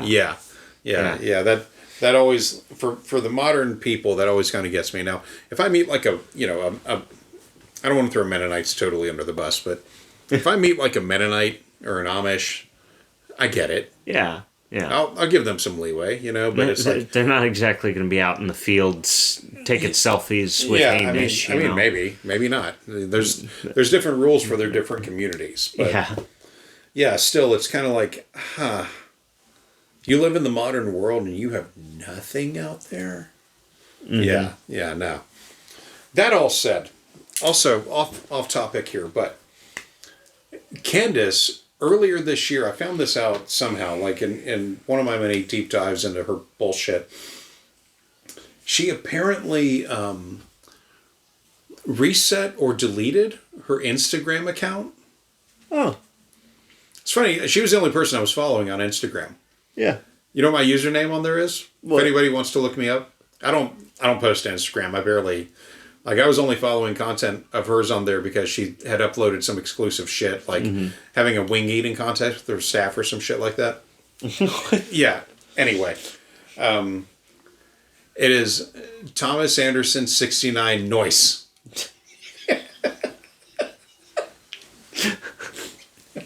I've posted nothing to it. Oh, yeah. I was surprised I even got the username. But yeah, that was one of those occasions where it's like, how can I get an Instagram account and I'm still blocked from fucking Facebook? Like, what the fuck? They're the same company, but okay, whatever. Whatever, Meta. Fucking morons. Anyway, if only there was a way to know what the differences between diphtheria and strep are. I really despise her on this kind of shit. The differences start at the source. I'm not a doctor, but I was able to find out in mere seconds that they're two different kind of bacteria, and they work in different ways. Strep is rarely life-threatening, but diphtheria is life-threatening due to the thick membrane it produces in the airway and the mucous membrane of victims that causes breathing problems and leads to heart issues, brain and nerve damage. Mm-hmm. And makes it easier to spread since air is passing through and over the membrane that is formed. Yeah. It's kind of like it puts down its own like fucking off-ramp out of your body. Yeah. Yeah. Both of these things are contagious, but diphtheria is more contagious, and the most major difference is that a vaccine is available for it, where one is not available for strep A or B. Time for the flu argument now, common among anti-vaxxers. Right, it's almost a fluke, that number. It's almost a fluke. And that's not just amongst kids. It's the entire United States population, adults, almost a fluke. I would guarantee you more people are dying from the flu, more kids are dying today from strep throat, probably.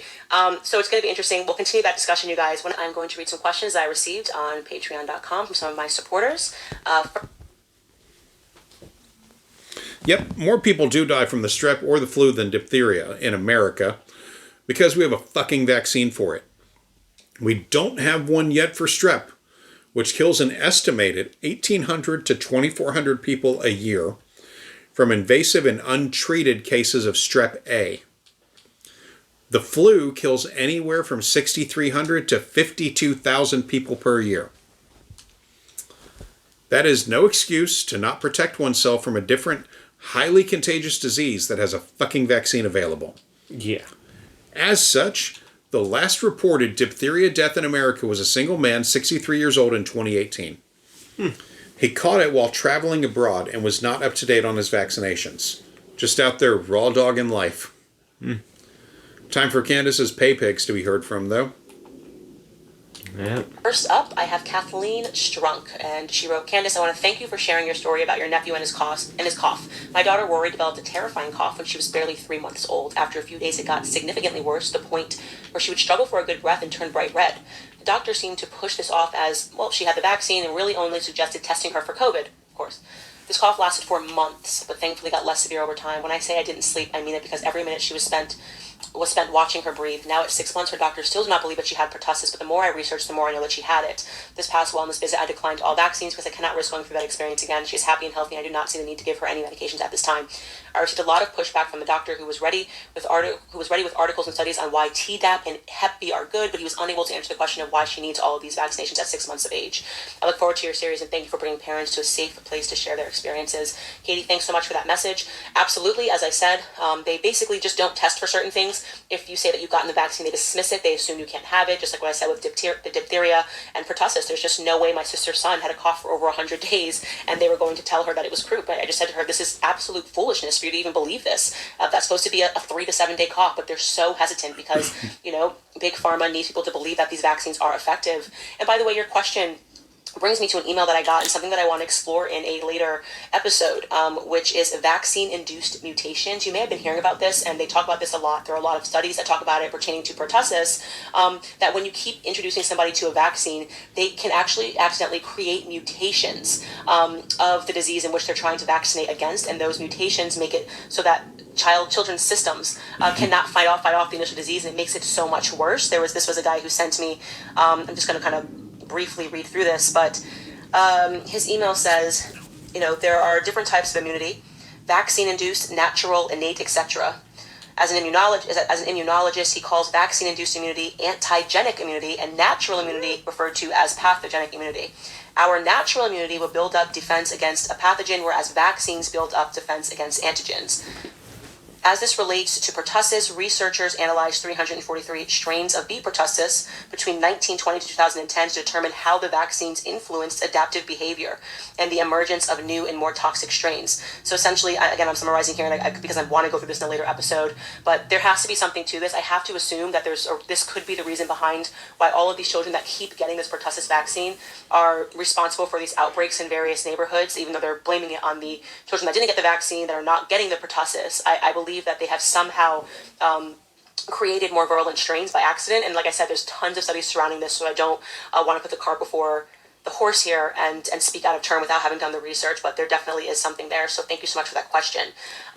God damn it. Okay, so that was a lot of bullshit. Yeah. First off, a PCR test can be an easy way to determine if a child or anyone has pertussis or anything else, and it is usually done because it is cheap and easy to do in most countries with decent health care. I have a hard time believing anyone that says pertussis was ruled out but no PCR was performed, because a doctor has no reason not to do one, if for nothing else than to determine a course of treatment for a patient. That's just good medical practice. And the PCR test, so we're clear, is the swab test.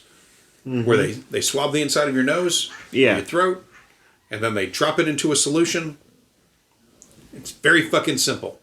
Yeah. Moving on from that, it was interesting that she didn't name drop the immunologist she mentioned. As for the bullshit she said about vaccine-induced mutations, she got it all wrong, of course. Mutations do happen in bacteria and viruses, but they happen most often in cases such as 1. Having an under-vaccinated population where vaccines can mutate among the non-vaxxed, and a mutant can get through. 2. Having no vaccine available to treat a population, and as the vaccine grows, mutations make it stronger and harder to treat. But among the vaxxed, even if there is a breakthrough infection, it is handled better and cannot replicate as well or spread as quickly. We saw this with the very slow growth of COVID Omicron. It was relatively rare compared to the spread and damage of original COVID, because most of the vaxxed people that caught it came through just fine. I certainly did. Yeah. Candace is making it sound like these viruses are laughing at the vaccines and mutating to adapt. The truth is that they are mutating in the non-vaxxed mostly and becoming a problem for the vaccinated. I am linking to an NPR radio interview that explains this. It has a transcript of the conversation and an audio link. It's not that long. The term antigenic immunity does not appear to be a term coined by anyone in the medical field. It sounds to me like the person that emailed her is a charlatan. Mm-hmm. Next, viewer comment / question. Next question is from Barbara Ponto. She says, "Hello, Candace. My daughter is expecting her first child and my first grandbaby. Congratulations, Barbara. At her last visit, she was told she needed to get a DTaP now for her baby's protection before she is born, as well as all the people who are going to be close to the baby." I've heard this, by the way. Like, you can't be near the baby unless you get a DTaP shot. Ridiculous, since you guys know everything that I've told you about this. She asked if I received a vaccine like this while pregnant, and I have no recollection of this. That's because you didn't, Barbara. They just started, now they're suddenly wanting pregnant women to keep getting all these vaccines. She has tasked me with delving into this and gathering info for her to review. I have just signed up with you and have not had a chance to review your podcast or info on Patreon to see if you talked about DTaP being offered to pregnant women. Can you direct me to any information on this and pass it along to her? Yes, we did cover this early on. We talked about Tdap and the ingredients that are in it. So please go back and watch the episode. Okay, I hope she did not do that. Because as we all know, that episode was a lot of hot bullshit. Mm-hmm.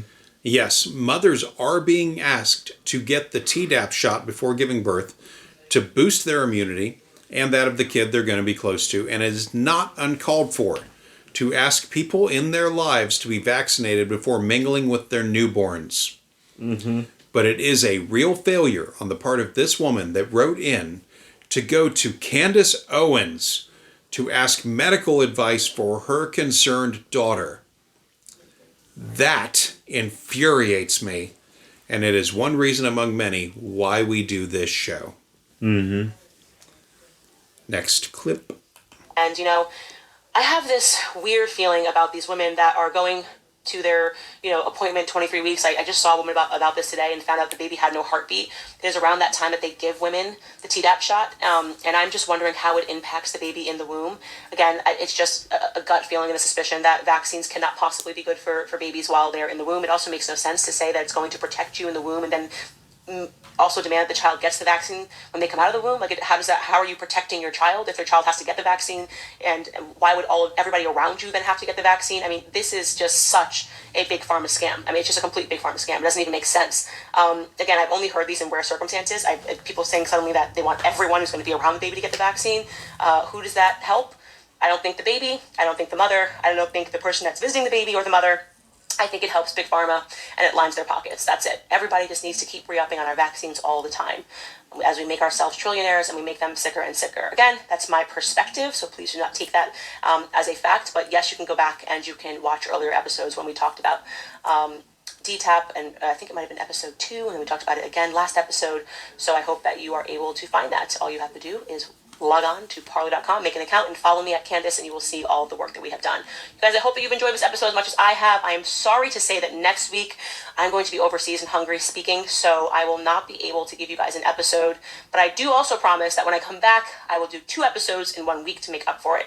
Thank you guys so much for understanding. I'm just trying to do it all, and sometimes it's hard to stay on task with once a week, but I will make it up. And then soon I'm on maternity leave, and it's going to be even better because I'll have more time with you guys. All right. Thanks, guys. Bye.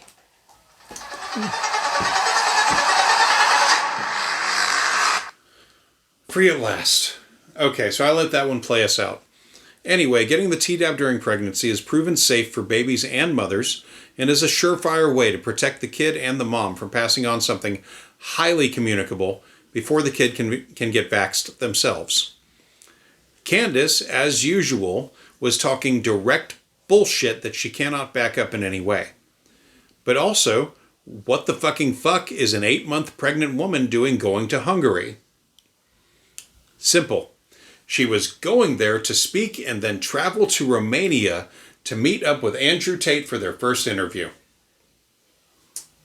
While she was pregnant. Yeah. She was 8 months pregnant when she did that interview. And in fact, in our episode about the Tate brothers interview that she did, the one that I titled cunningly, Candace is master-tating. Yeah.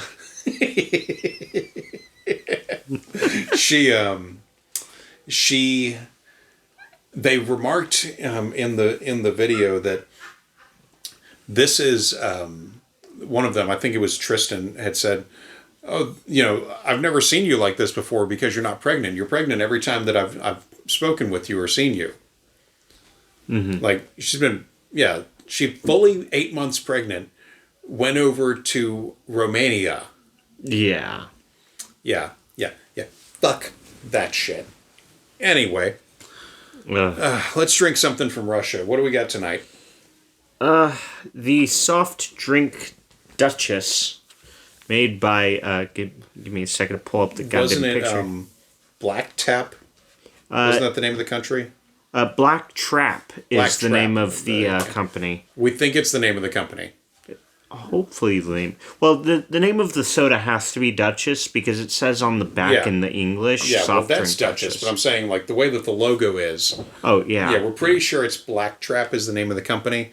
And what was the other shit on there? All right, so it's got like this red bird thingy on it, probably a cardinal. Mm-hmm. One side of it says joy. The other side it says the moment, and then Black Trap Legendary Taste. Yeah, now we are using, Google Translate for this? Yep. Okay.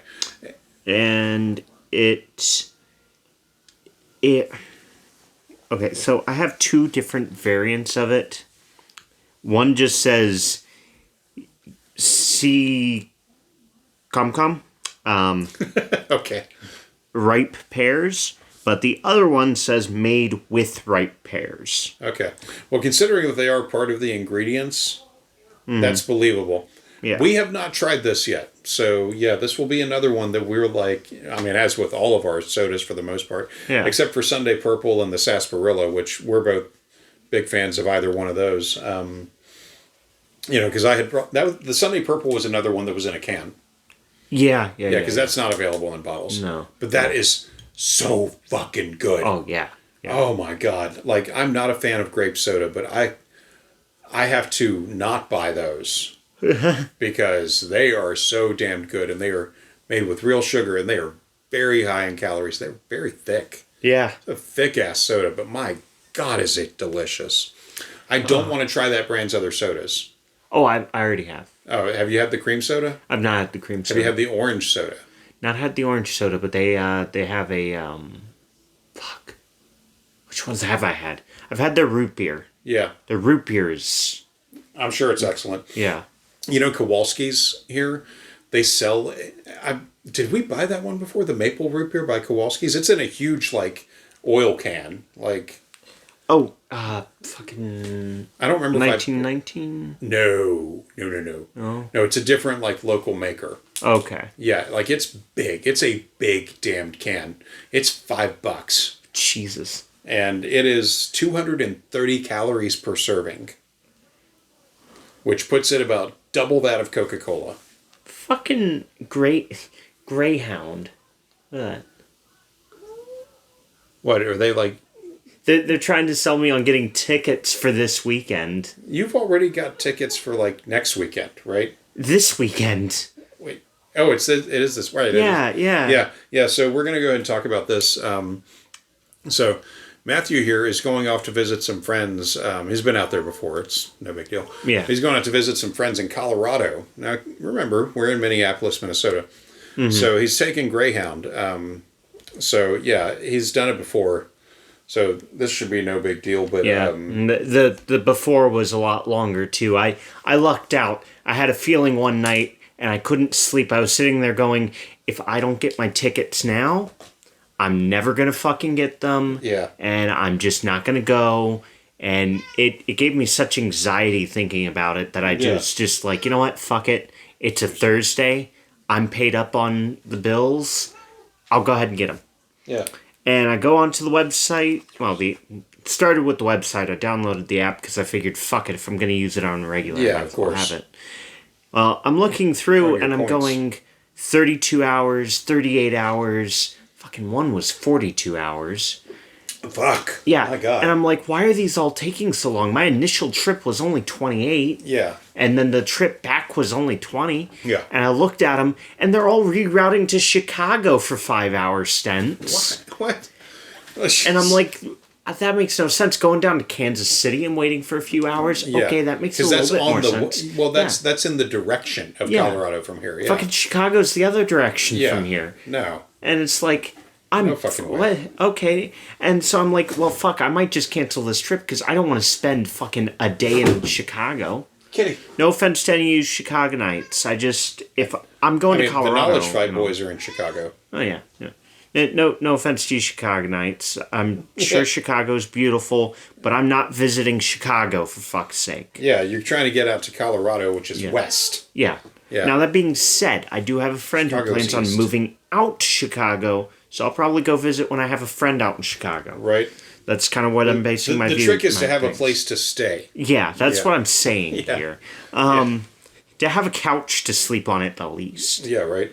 Or a makeshift airbed that just has you on the floor in a couple of hours. But it's a slow descent, so you don't really notice it until you wake up and you're like, hi, everything hurts. And I know what the fibers of your thing feel like between a thin sheet of plastic. All right, Yeah. Man, you know what? Like, okay, one of the hotels that I worked in, when I worked at the front desk, people could get a cot, like an extra cot for a room if they needed it.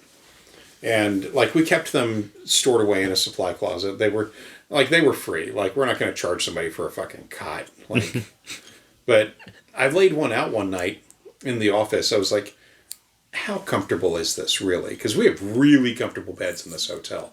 Mm-hmm. And oh my God, like I was surprised. I was like, this is free, you know, like, cause it, I mean, it's just basically, you know, fucking tarp suspended on, you know, a rack. Yeah. The only thing that sucked was getting up from the cot because they're only a few inches off the floor. Yeah. So getting up from it kind of sucked, but being down on it was nice. Could be really comfortable. Yeah. Well, especially like if you pulled, because I tested it out. I went and I pulled some cushions we had like similar couches in the lobby to what we had in the rooms. So I pulled a couple of couch cushions and I used like a sheet and I put it over the cushions because that was kind of the thing that we told people to do. It was like, if I'm telling people to do this, I should really have some practical knowledge of it. Yeah. So I did it all up. It took like 5 minutes, you know, because I just kind of took my time and I was like kind of following the steps that I had been telling people to do. I was like, it's weird that I'm telling them to do this and I don't fucking know how it works. But anyway, I get it all set up and like I laid down on it and I was like, oh, wow. Yeah. Like, this ain't that bad, you know. But yeah, then, you know, you go to find a cot anywhere that isn't Amazon and, you know, good luck. Like, you're not going to just walk into a furniture store and go, give me the bedding option that seems the absolute worst that doesn't involve being entirely on air. You know, it's not going to, they're going to be like, do you want this $8,000 bed? No. I want something that costs roughly $60 to make. You know, that's not going to, they're like, get the fuck out of here, you know. It's like, you know, I've had a few friends who were ex-military who were, you know, doing active tours. Yeah. And coming home, occasionally, when they get home from work, they don't want to go sit down on their couch or go sit down in their bed. They just want to sit right on the floor and lay back and go, man, this is comfortable. While their partner looks down at them and goes, we have a couch right fucking there. Yeah. Like, I know, but like the backpack under my head, it's just, it's the best. Yeah, like you can get used to some rough living for a while. The worst part is when it creeps back up on you later. Like I knew I knew a family back in Jacksonville who had the husband in the family had served in the army in Iraq, you know, for several years, and the only way he could lay down a lot of nights was to lay down in the back of a truck, like on the truck bed, using his ruck as a pillow. That was it. Yeah, there was nothing else soft about that. Gave himself major back problems. Oh, I'm sure. Because the only other option, like, he felt safe, at least in the bed of the truck, you know. This was in an area where guys were getting picked off.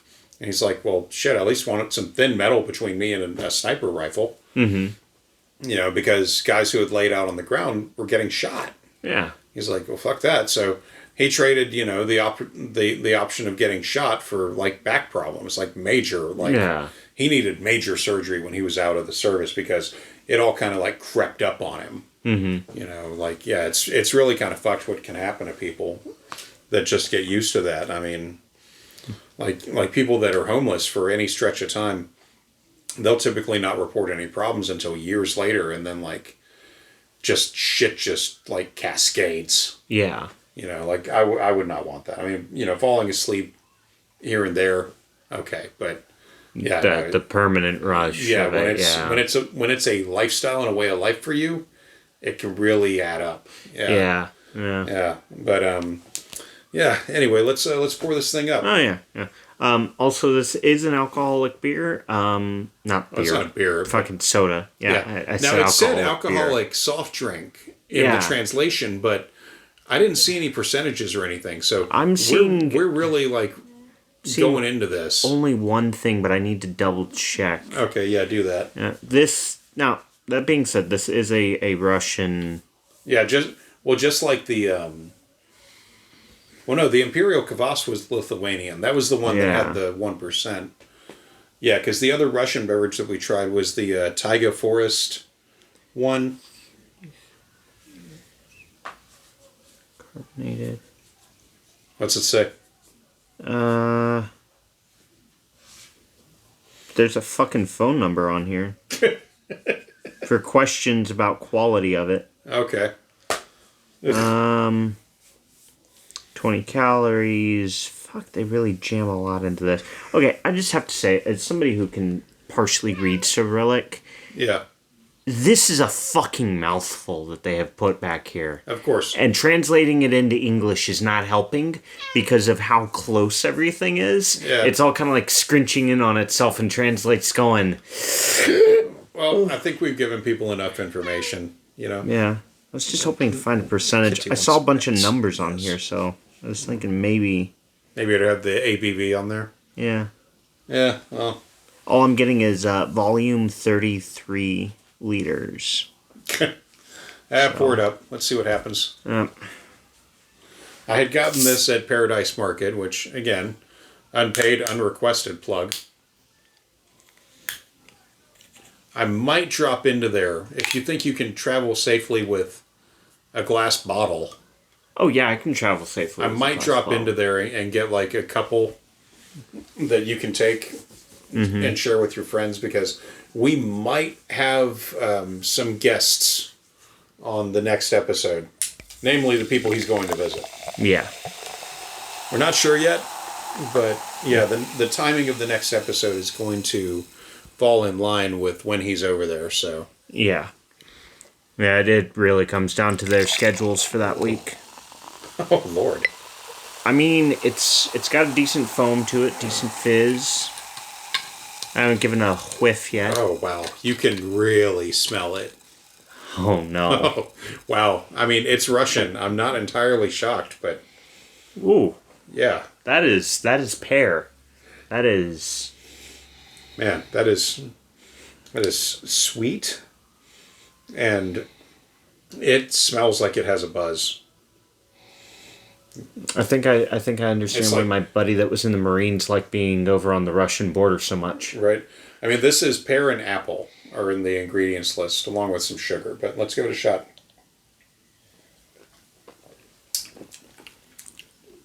Damn, that's good. It's pretty solid, yeah. That is really fucking good. That is pear and apple. It is. I mean, it's perfect. It tastes like those carbonated juices that you get for, like, you're supposed to, like, serve it to kids on holidays in place of wine. Oh, yeah, yeah. Yeah, it kind of tastes like one of those. It's a bit cidery. Yeah. With the fizz, but like a pear cider, but damn, that's good. Yeah. The smell I attribute to, it smells a bit, to me anyway, like a candy smell. Yeah. It's even got a bit of a candied taste. Yeah, like the closest smell I can think of is like that candied banana. Yeah. You know? Yeah. It smells a bit like candied banana. The Havana banana. Better than that. Way better than that. Oh, yeah. Like way more accurate. Yeah, no. I remember the distinct smell of the Havana banana. This has a bit of that. Yeah.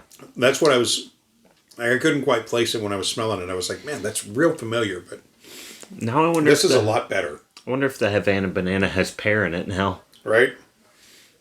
I didn't see it on the list. It didn't get specific, though. It just said natural flavors. Yeah.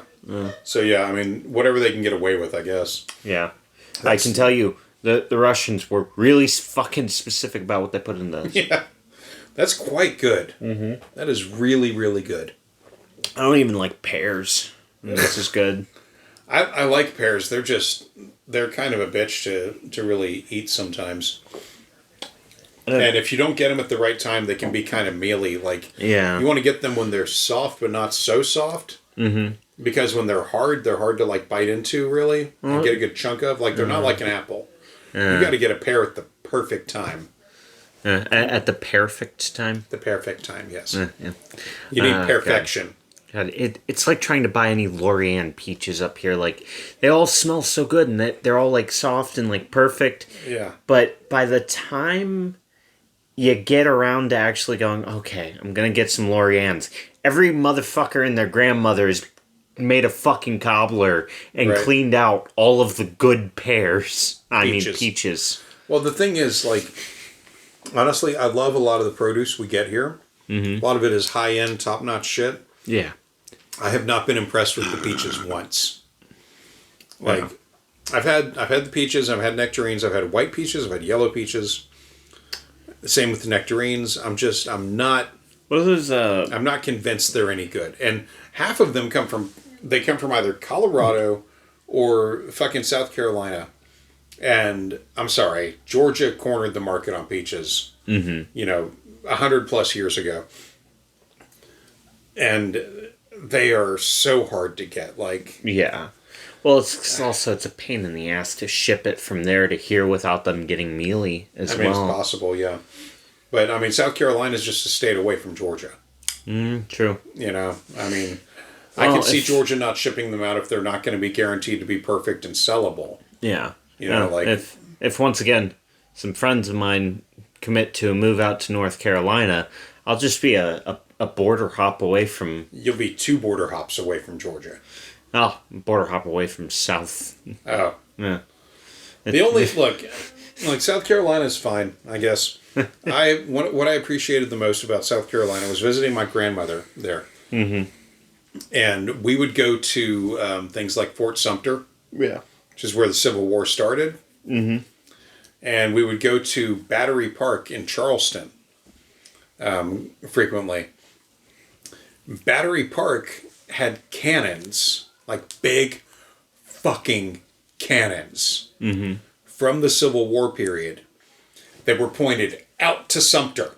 And the wild thing was you could climb on these cannons.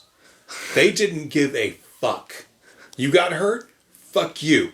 Gravity's a thing, bitch. Learn it. Like, they did not give a shit. And they had like, you would think of them as sculptures, but they had like, and they were welded together, but they had like cannonballs in pyramids. Yeah. Posted around Battery Park, so you could get an idea of how big the cannonballs were that were being loaded into these cannons and fired at the fort. And Battery Park was free to go to, so we went to Battery Park all the fucking time. But we took the ferry out to Sumter a couple of times, and like you can't really see Sumter with the naked eye that well. Yeah. From Battery Park. So you have no idea how like powerful these guns were until you get on the ferry, and it takes like an hour to get out there. And then when you get on the ferry and you're out at Fort Sumter, you can barely make out the shoreline of Charleston, and you're like, holy fuck. No wonder people were dying. These guns were massive. And they're just like randomly hitting the fucking fort, It's like, holy shit. You get a real appreciation for ballistics. Yeah. Way. But yeah, I climbed all over those cannons as a kid. Like, it was wild. All that comes to mind whenever they leave behind a military installation like the cannons in Battery Park, and they're just left there perfectly preserved, all that comes to mind is there were some privates who lied to the upper end because they didn't want to have to move these bitches again.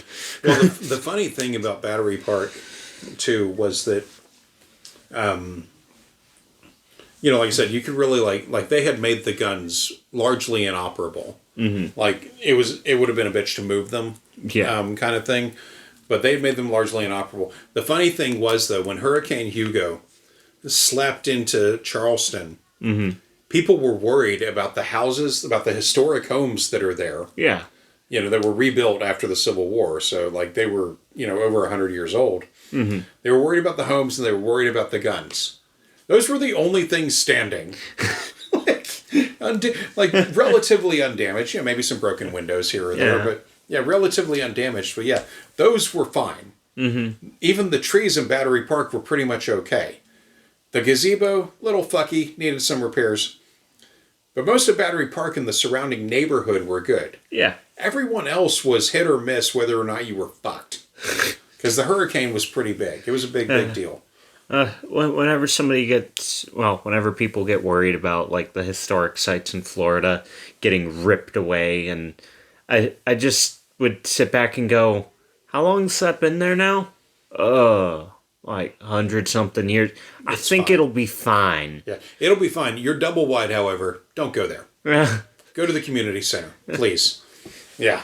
Hell, if you want to, I'm sure you can break and enter into the historic home and just stay there. Yeah. That'll be safe too. I certainly would. My God, I've got a lot of links in this. I'm going to count these up real quick.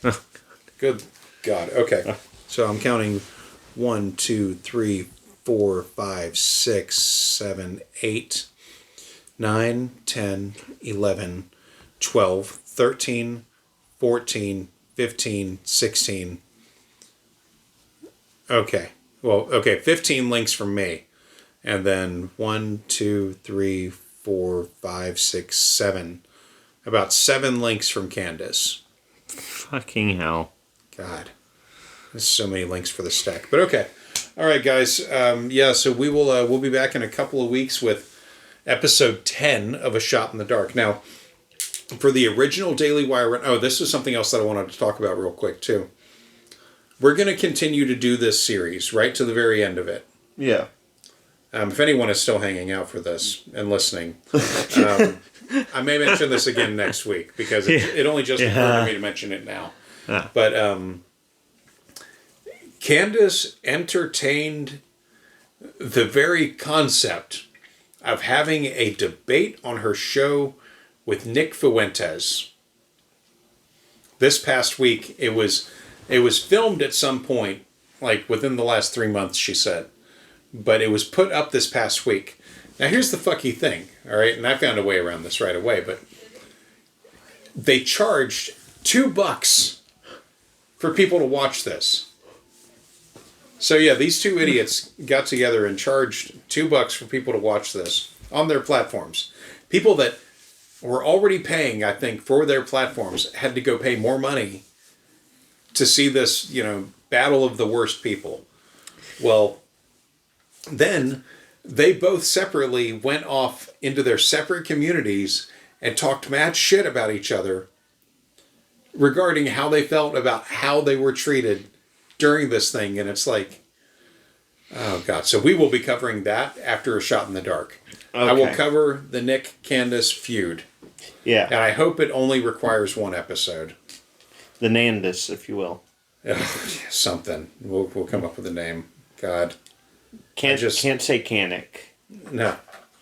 I don't know. I mean, I'll come up with something that'll probably be like, Nick Fuentes isn't Canadian, is he? Nick Can't Stand Us or something like that.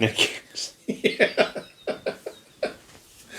No, he's very much American. And very much lives in his mother's basement. No shade to anybody that does, but it's just, he's supposed to be a millionaire. Yeah. He could have a house with the money he's made on donations and shit. But anyway, that is it. We'll see you all again in a couple weeks. Bye. Bye.